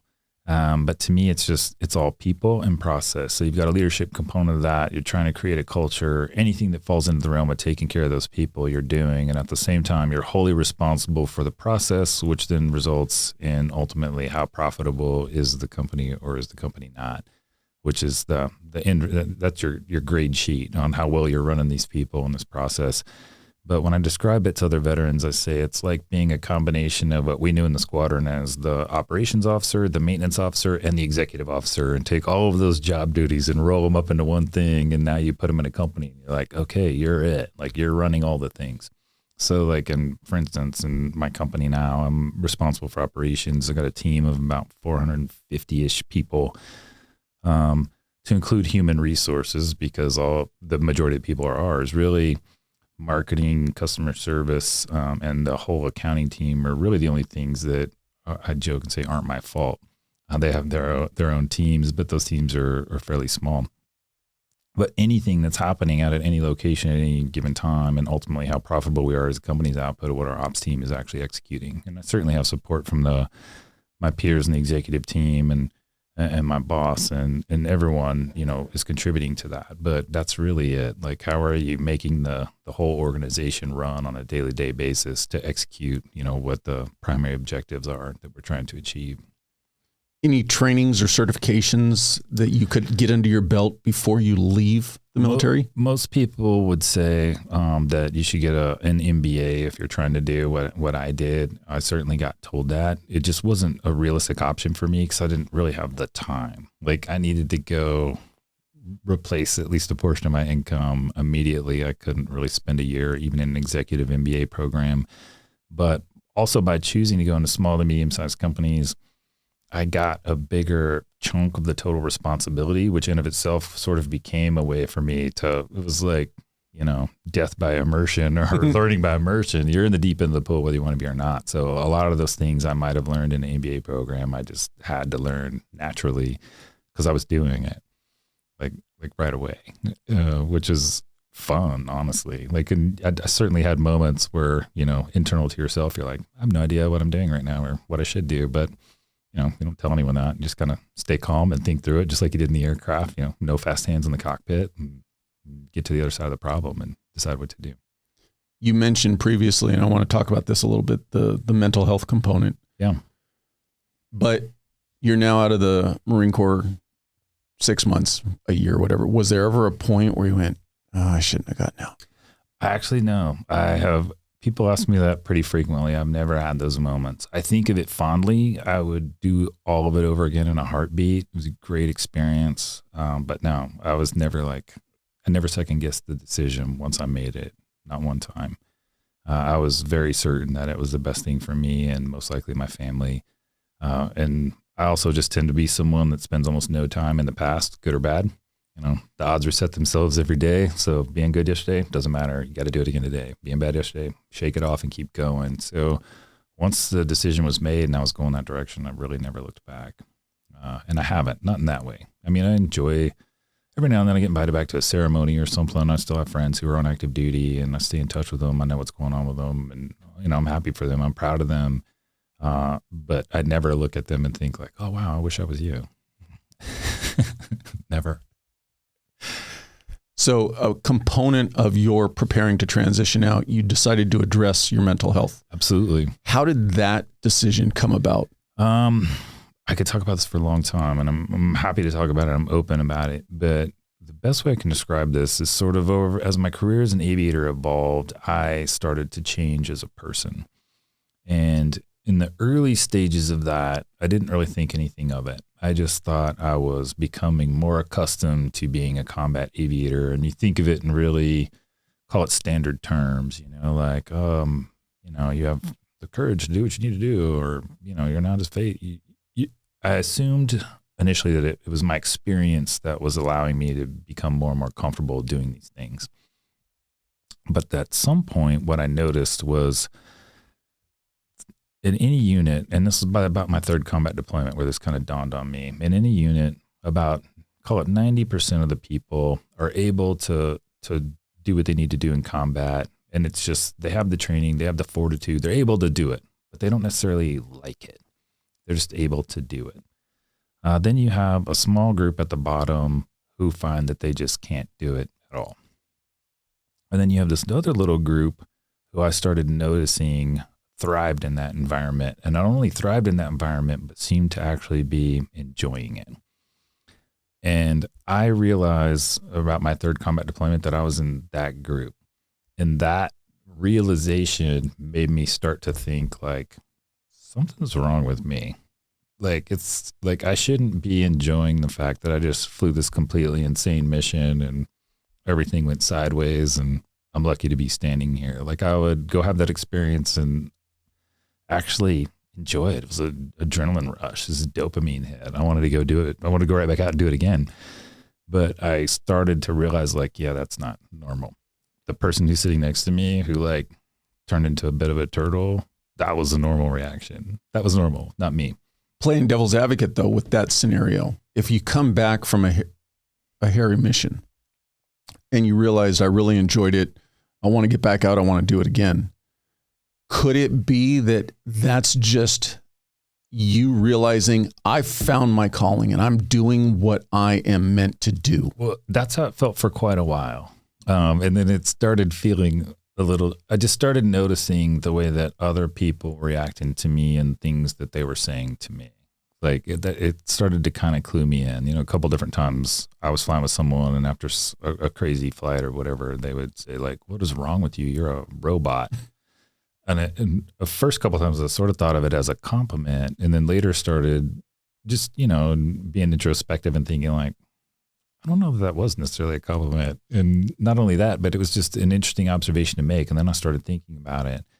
And then what happened is, so I kind of became this person, I guess, that I never really thought I could become. And that came with a lot of strings, right? Because once you're like that, just getting back to something resembling normal human emotion is challenging. And I'd lost a few really good friends along the way. And the first one was really difficult. And that was fairly early in my career in 2004. And after that, call it tragedy. I mean, it was a tragedy. I started looking at death and grief and loss and all those things differently.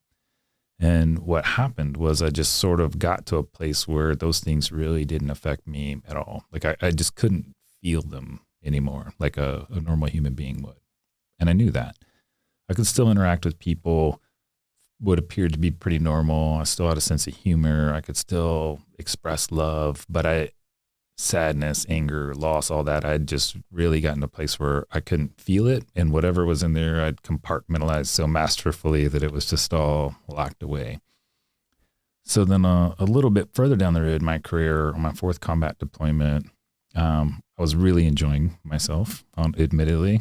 Probably the most fun I've ever had in my life was Afghanistan 2011. Like I loved it. At that point, I was completely addicted to it. I was chasing the dragon. I wanted to be out there every night doing whatever the craziest thing was I could possibly be doing. It was amazing.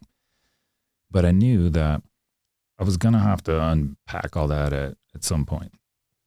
So then a few years later in my career, when I just buy a bigger trailer, just keep carrying it with you, but just get a bigger trailer. Yeah. So by the time I became a commanding officer, I just kind of decided to myself, like, okay, as soon as I'm literally done flying, I will start to unpack this. And I was reluctant to do that until then, because to me, being successful, being safe in the aircraft, I always felt like my best chance of bringing myself and whoever's with me home or doing my part to make sure we all get home is to just keep being the same guy that got me here. Like the formula works. Don't mess with it. Like don't start tinkering around with it. And a flight surgeon of mine actually helped me come to that conclusion that he had done a lot of research and had a lot of education on that. There are people, call it like me, and it is all linked together. So being that way, yes, it might make you more effective in the aircraft, but it also ripples into your personal life and can sometimes be very problematic. And I was balancing all of those things at home, but I just kind of knew like, okay, finish line is over here. When I'm finishing up command, I'm gonna find my last flight in the squadron as a contributing member of the squadron. And then I'm going to go to counseling and start figuring this out. So I literally went to my first appointment about 5 days after I flew my last flight in 53. Did your wife see a change in you? Over time, yeah, she had. But I think from her perspective, it just looked a little different. I was, for both of us, it looked like two different things, I think. But, what she would see was a little more distant, just kind of always in that place. Like I think probably the best way to describe from her perspective is not necessarily present even when I physically was. Because once you sort of get into that mindset and that mentality, it's very difficult to come back out. It's not a switch you can just flip on and off. And admittedly, coming home from deployment was often the most difficult phase for me because the way I described it to people is like, it's like if you're in the middle of playing a football game, it's the third quarter, the game's tied, and someone tells you like, hey, not only can you not play anymore, but you got to leave the stadium and you can't watch it on TV or listen on the radio. The game's still happening, but you have zero awareness of what's happening, so one day you're in Afghanistan and 5 days later you're standing in line at Albertsons and you're like, what the hell happened to me? Like, what am I doing here? This is a total waste of time. I should still be there. Now some other guy is flying the aircraft. I should be flying, doing what I should be doing. That was always hard. Those transitions home were always hard. And I wasn't like off the rails or anything like that, but it was just, it was very hard for me to come home and get back into a groove and be somewhat present again in a normal way. You make a great analogy because for the greater majority of the people who have not been in those situations, they're the fans in the stand. They know the game's going on, and they can watch the game, and they might have to leave at the end of the third quarter, and you kind of go, I wish I knew the score of the game. It's completely different, though, when you were on the starting lineup and on the field playing in the game. It is. It was really hard for me every time, and it got progressively harder every time that I did it, for sure. But I knew I just felt like I need to unpack this and figure it out. And I didn't go to counseling because I actually felt fine. At least what I had come to know as fine, for myself. But I just knew, like, I've experienced all these things. There's these emotions that I just don't have anymore. Let me go I need some help figuring out how to unpack this so that it doesn't just materialize one day in a very not good, unhealthy way that gets me. I was concerned about that, and I felt like I needed to get in front of it. But doing that was a very uncommon thing to do. It's not like I had buddies that were like, "Hey, I went to counseling and it was great. You should go too." And almost nobody was saying that. I had one peer who'd gotten out as a captain named Dan Sheehan, great American. He was a Cobra pilot. Wrote a book called After Action. And he had talked about that in his book. And I actually had read that book when I was at the Pentagon, and it really got me thinking, like, you know what? He said it, like, good on him. He said it. And I really started thinking about it there, and I reached out to him and talked to him. So I became aware that there are these places all over the country called veteran centers that are essentially counseling that's available for free for combat veterans. There's one in San Marcos, California, not too far from my house. So that's where I went, and I finished up, my last flight in a 53. And a few days later, I was at the San Marcos Veteran Center, doing an intake and saying, like, okay, hey, I'm here. Like, I'd like to figure this out. And that was a big piece of my transition. So I started doing that at the same time I was doing all this networking and these other things, because I felt like that was going to be a critical aspect of getting, my call sign in the Marine Corps is Whiskey, the CH-53 pilot, turning into Isaac, a successful person in corporate America. Like, I need to make some adjustments and some changes and make sure I'm at the best version of myself to be able to do that. And it was a big piece of it. It still is. You mentioned that you got to a point where you basically compartmentalized everything, but at the same token, you were still chasing the adrenaline rush. 100%. In that sense there, did you get to a point where, okay, I'm compartmentalizing, but I'm still chasing the adrenaline, that you then became more of a risk taker? Oh, yes. Yeah. I was extremely comfortable with risk, but that risk has to be extremely well thought out and calculated. And that's kind of the ongoing, I won't call it a game, but in aviation, everything's about operational risk management. So the game, if you will, is you get handed this very high risk scenario, and your job as the aviator, specifically your more senior one, is to come up with a plan and then go execute in a way that is the most safe. So we're gonna risk manage the hell out of this thing, but really what you're doing is still extremely dangerous, and there's a million things that could go wrong while you're doing it. But yeah, I loved risk in all forms, and I still love risk in all forms, and I'm aware of that, and I have to remind myself that I'm aware of it. And interestingly, I had this epiphany one day, and it was actually my counselor that helped me understand this. It was, I'd been out of the Marine Corps for about 1.5 years, and I was telling him, I was like, I'm concerned that I know I have this propensity to chase risk, and my life feels like it's very devoid of risk at the moment, and I'm concerned about that. And he just started laughing, and I was like, why are you laughing? His answer was, you don't even realize it, but you're doing the most risky thing you could do. The safe thing for you to do would have been to stay in the Marine Corps. You're probably gonna get promoted one more time. You're gonna go do exactly what they tell you to do. He goes, you left when it wasn't risky enough. He's like, now you're working for a young entrepreneur in some company that could go bust tomorrow. That's risk. He's like, and you're immersed in it, and you're so immersed in it, you don't even realize it. So you're complaining to me that your life has no risk? You have plenty. You're not realizing that you do. And this is a hypothetical situation, or a hypothetical question. You mentioned that you lost fellow Marines to crashes. Yep.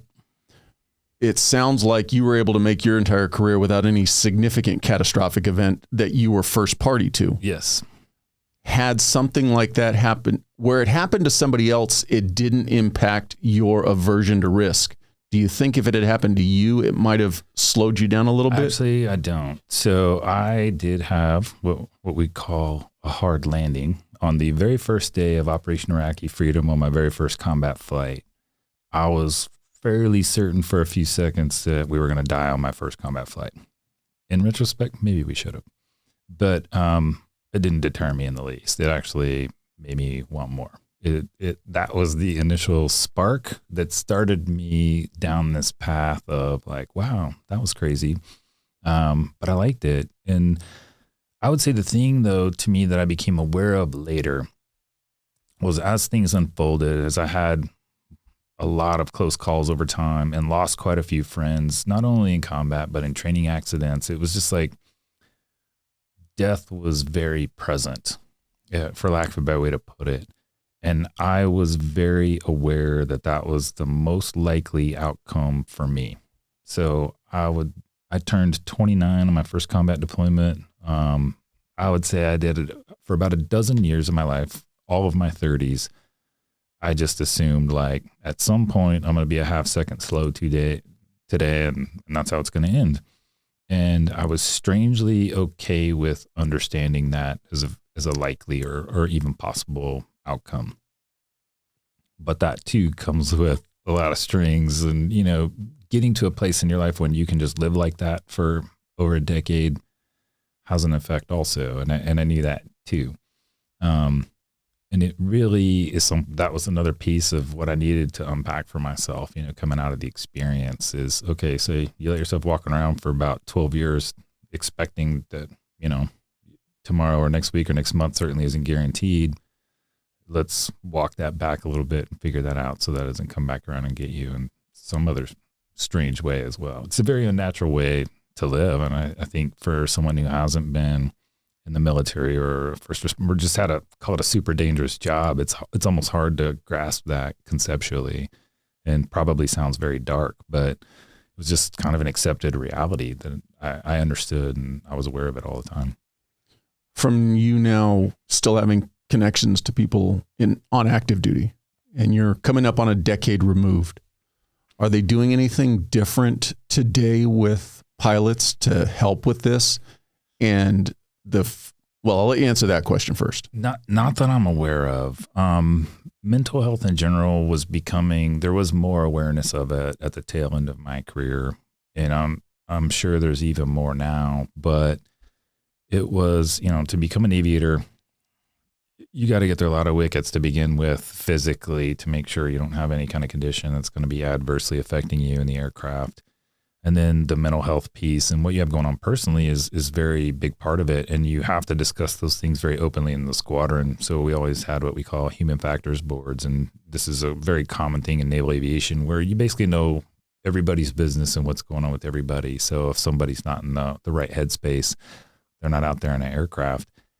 But the byproduct of that is that just no one tends to talk about anything, and I'll only say this for myself. I always looked at like, I can't go to counseling. I can't go do this. I can't go to that, because everyone's going to think something's wrong with me and I'm weak, and it's going to pull me off the flight schedule, and it's going to adversely affect my career. And while I was doing it, I didn't really feel like I needed to do it. I just more or less came to the conclusion that at some point I'm going to need to unpack this experience. So I'll do that when it gets to be time. And I will say for sure, as you asked me this earlier, and I don't think I answered it well, was, my wife, I think she wanted me to start that process sooner rather than later. And we would have discussions, and I would tell her, as soon as I flew on my last flight, I'm definitely going to do that. But for me, I can't do it until that's when I'll start. So in your mind, it was always something I'm going to deal with later. Yeah. And it was very marked on the calendar for me. This may sound like a silly question and a very obvious answer. In hindsight, if you were doing it over again, would you start going to counseling or talking to someone sooner? For me personally, I wouldn't. And here's why. And this, I can't tell you that this is correct, but I can tell you that this is how I viewed it and still view it for myself, was that that person that I was exactly who I needed to be to go execute that job well and give myself the best chance to help whoever I was flying with, to give us all the best opportunity to get back home safely. I needed to be that guy. And I didn't want to mess with that formula one bit until I was done doing that job, because up until that point, what I had learned, or I thought I had learned, was me being me gives me the best chance to keep coming home. So I'm not going to mess with this formula. I was concerned that if I started to unpack that I would start to change it as a person in a way that would negatively affect me in the aircraft. I needed to be in that aircraft and make decisions in a half a second without thinking twice about it, and be that person that was just as bold and confident and whatever I needed to be to get the job done and get us home. I didn't want to mess with it. And I think in retrospect, I still wouldn't. And I think that's the dichotomy of mental health, in that there is a truckload that gets packed down, get packed away, I'm going to deal with it tomorrow. But at the same time, you need that other side. You need to, in your headspace, realize I need to be a certain way to ensure that I'm 100% mission focused. Yep.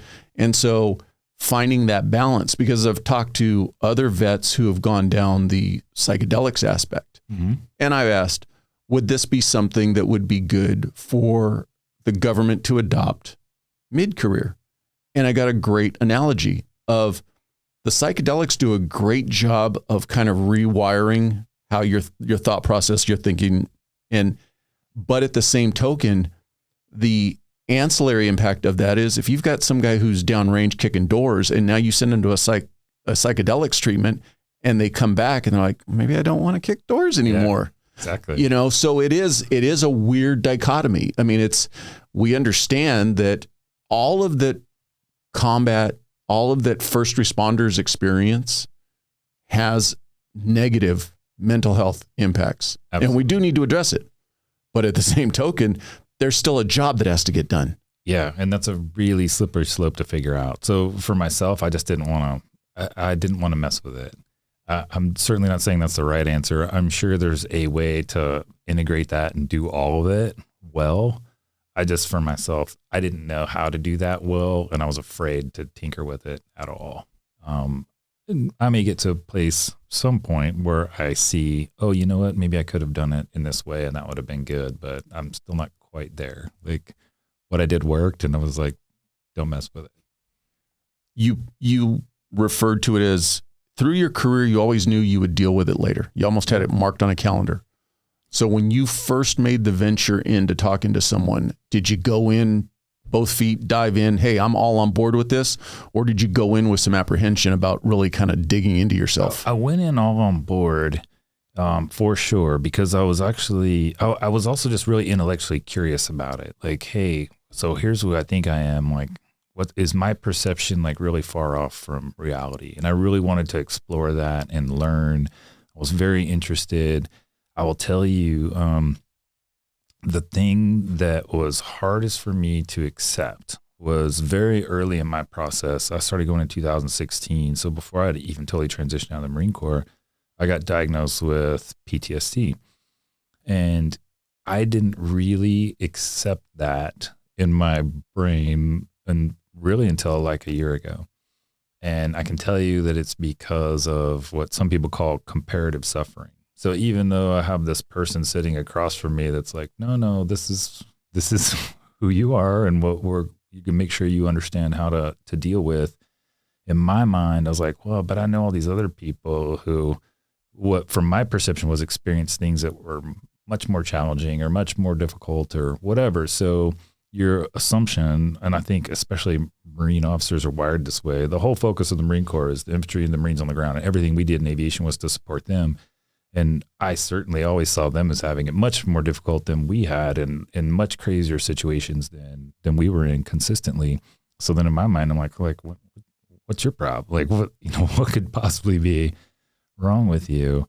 But I came to understand over time, trauma is a little different for everybody. It affects people differently, and the types of trauma that you're exposed to affect you differently. So although I'm still acknowledge there's many people out there that experience things considerably more difficult than I ever did, like I finally had to admit to myself, like, okay, well, the things you did experience, they did have an effect, and this is the effect. And so now you have to, me, talking to myself, understand yourself and manage these things the best way you can moving forward. And that's been a huge piece of that whole process for me.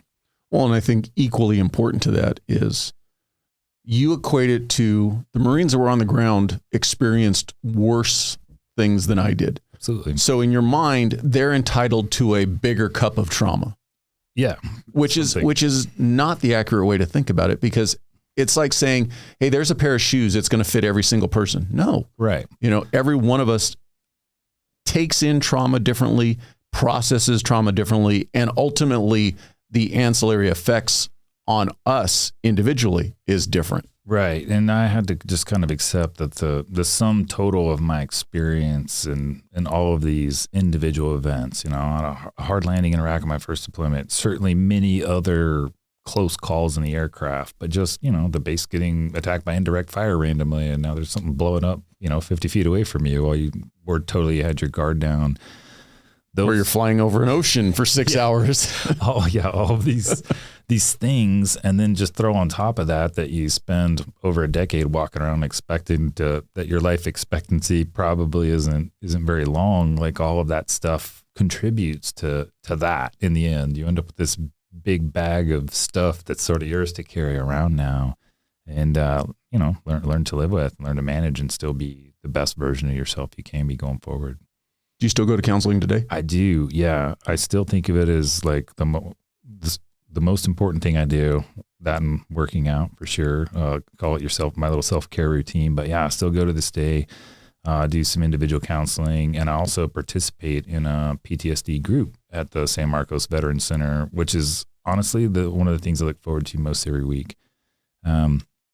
Is the Veterans Center a nonprofit organization, or is it a private entity? No, it's actually part of the VA system, but they keep it separate so that, frankly, just because, in my opinion, the stigma of the VA is not necessarily great, and they want those counseling centers to be welcoming and used. And it's a great resource. It's a great place. But I love that group. Like I'm in a group that's mostly Vietnam era guys, which is perfect for me because the way I manage myself is really just to stay insanely busy. Like as long as I'm busy, I'm totally fine.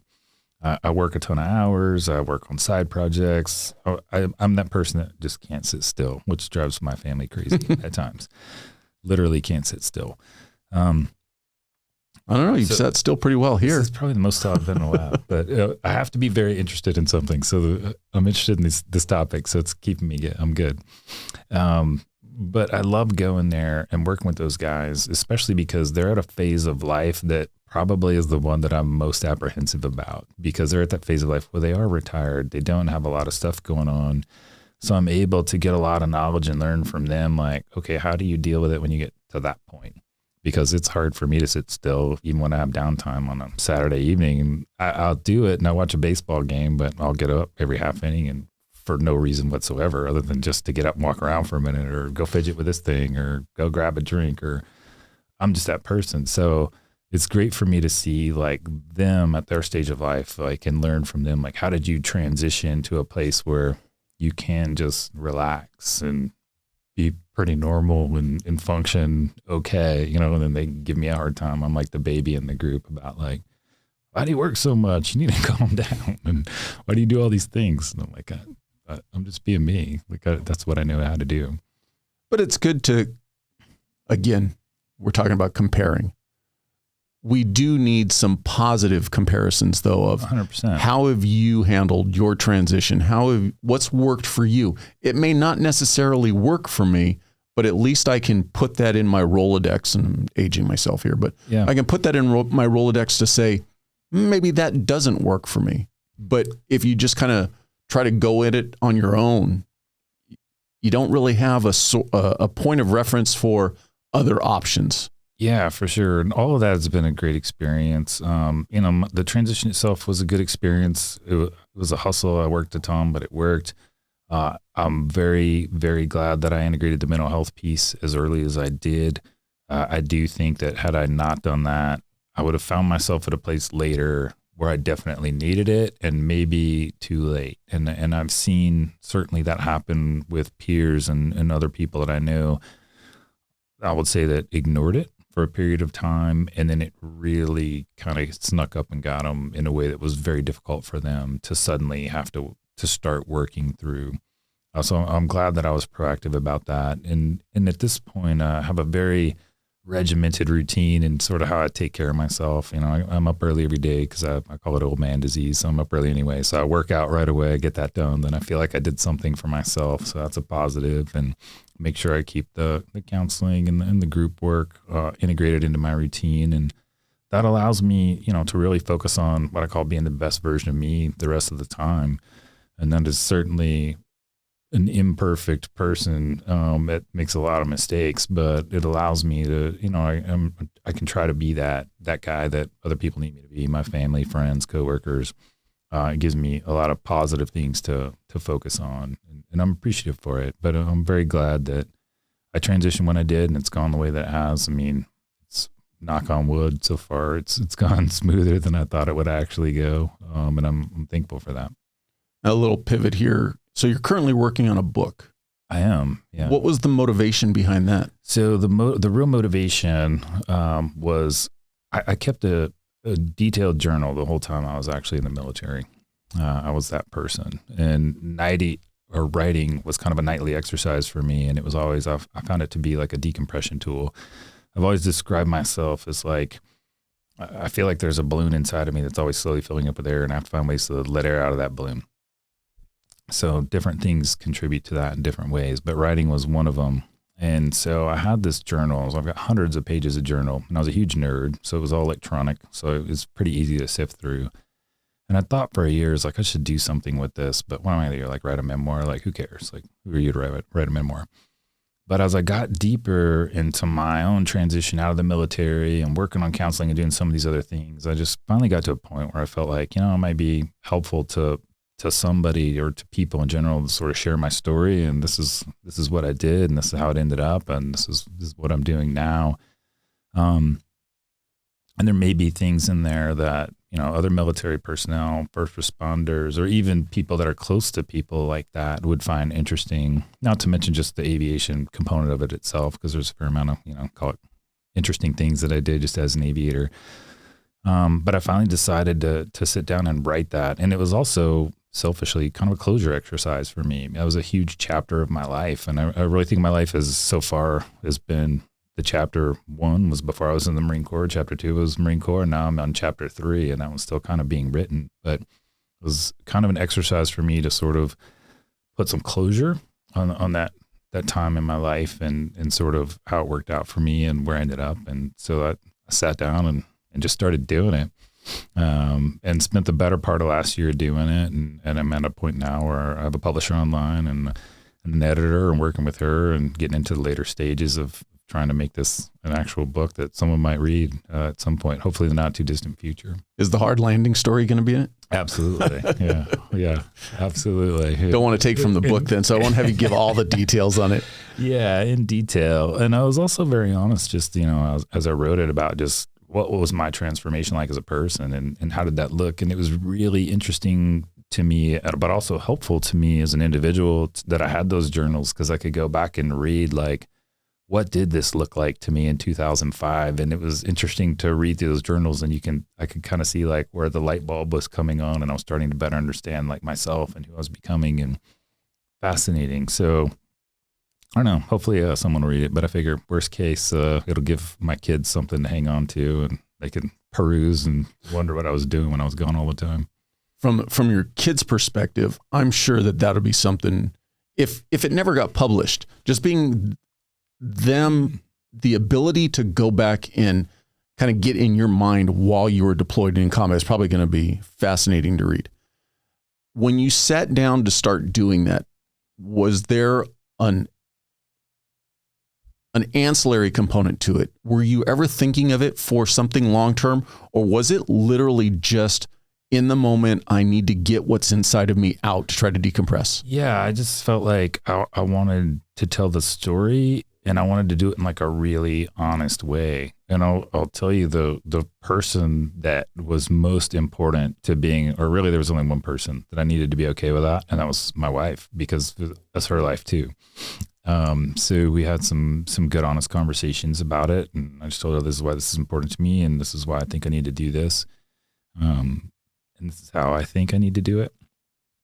And she was okay with it. And so I was able to sit down and go from there. But it's definitely a personal project, and was selfishly very helpful for me just as an exercise to go back through all of that in a very organized way and say, okay, here's how all these things transpired, and here's where I ended up. And in a way that, I feel good about. Are you somebody who enjoys writing? I do actually enjoy writing. It's a very short list of things. I was joking earlier about let some air out of the balloon. Very short list of things I've found over time that help me with that. Exercise obviously is a big one, a pretty standard one for most people. But writing has always been one that I found for whatever reason.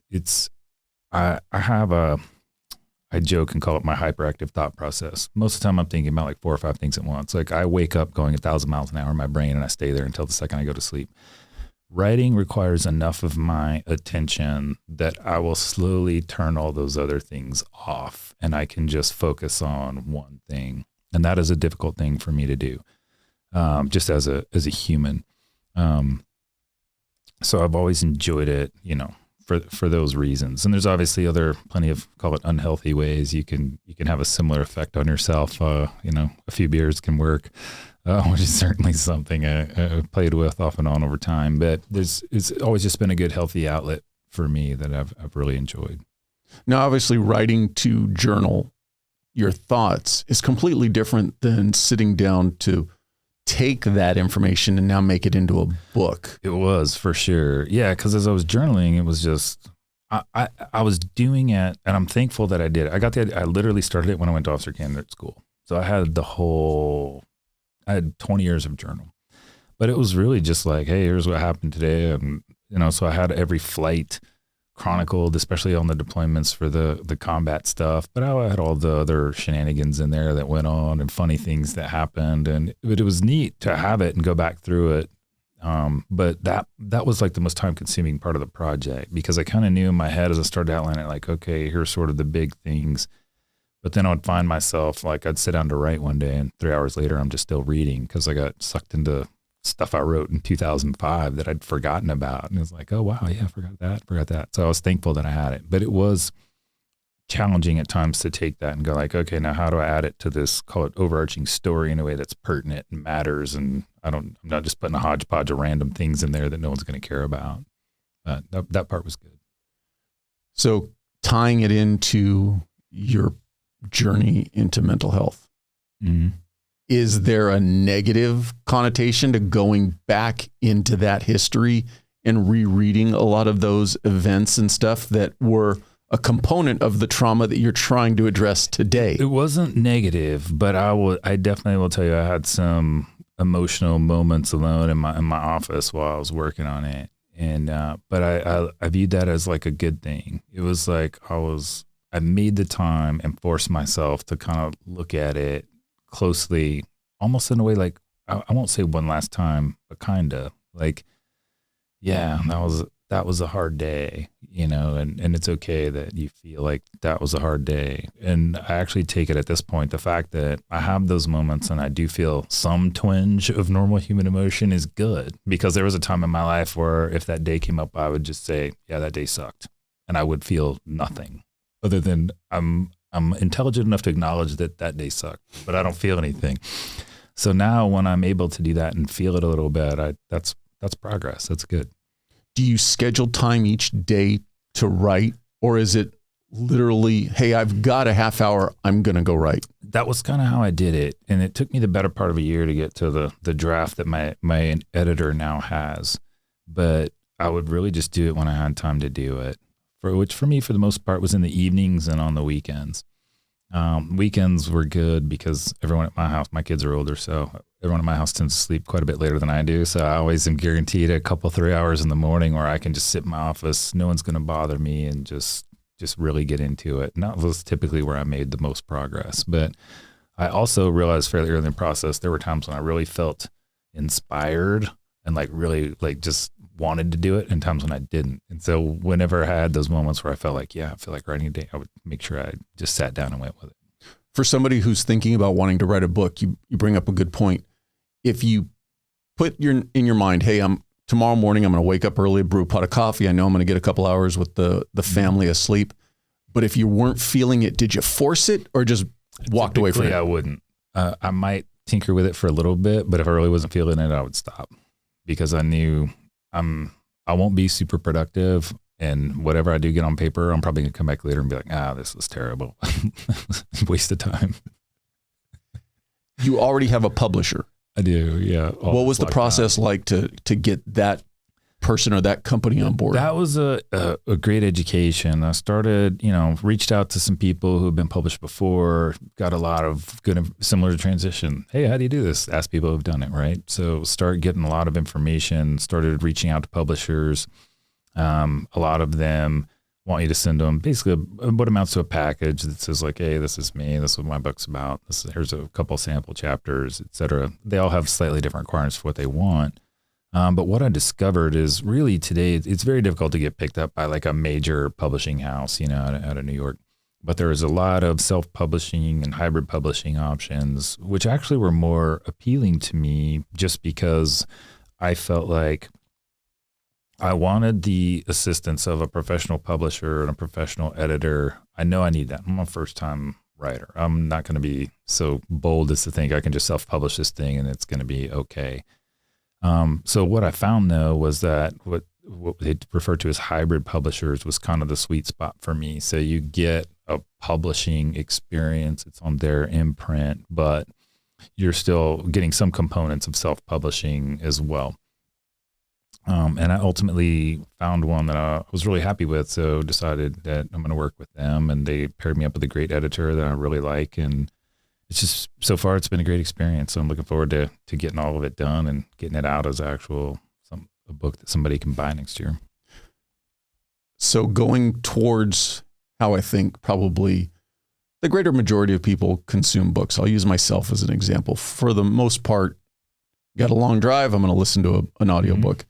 You think you'll do an audio version, and do you think you'll read it yourself? I will. I do think I'll do an audio version. I've talked to my editor and publisher about this a little bit. I'm not sure about reading myself. We'll see. I've definitely never considered myself as having like a good radio voice or television voice. I will probably watch this and think to myself like, oh man, you sound terrible. That's what I always do. I absolutely guarantee you will. From the outsider listening in, you do have a good voice for narration. Oh, thank But yeah, I'm right there with you. You listen back and you're like, yeah, man, I sound horrible. So I don't know. I'm also probably tainted. I have a neighbor, great guy, who's like a professional announcer that does audiobooks. And so every time I talk to him, I'm like, yeah, my voice is definitely not as cool as his. So I don't know. We'll see. I'll have to think about it a little more. Wrapping this up, any last pieces of advice for veterans that either from your experience or that you're working with that you want to finish up with? I would say best advice possible to anyone who's transitioning careers, veteran, first responders, is you have a built-in network there already. Just reach out and become part of it. We're all there to help each other. And I think that's true. And I think that if you take advantage of that network, it's the best thing you can do for yourself. You're going to get a ton of advice. A lot of it's going to be unsolicited, and your personal case may not even be relevant, but the more people you network with, meet, get advice from, the easier it is to kind of put those pieces together of what makes the most sense for you as an individual, and then go do those things. Anybody has any questions or more for you, can they reach out? Oh, yeah, absolutely. Very easy to find on LinkedIn, Isaac Lee, Lee, very easy to find there. So yeah, please connect me there. Have any questions and be happy to answer them. I appreciate your time, sir. Yeah, thank you so much for having me. It was great. I appreciate you watching. But before you go, if you like the video, please hit that subscribe button. Also, any comments are appreciated. Thank you.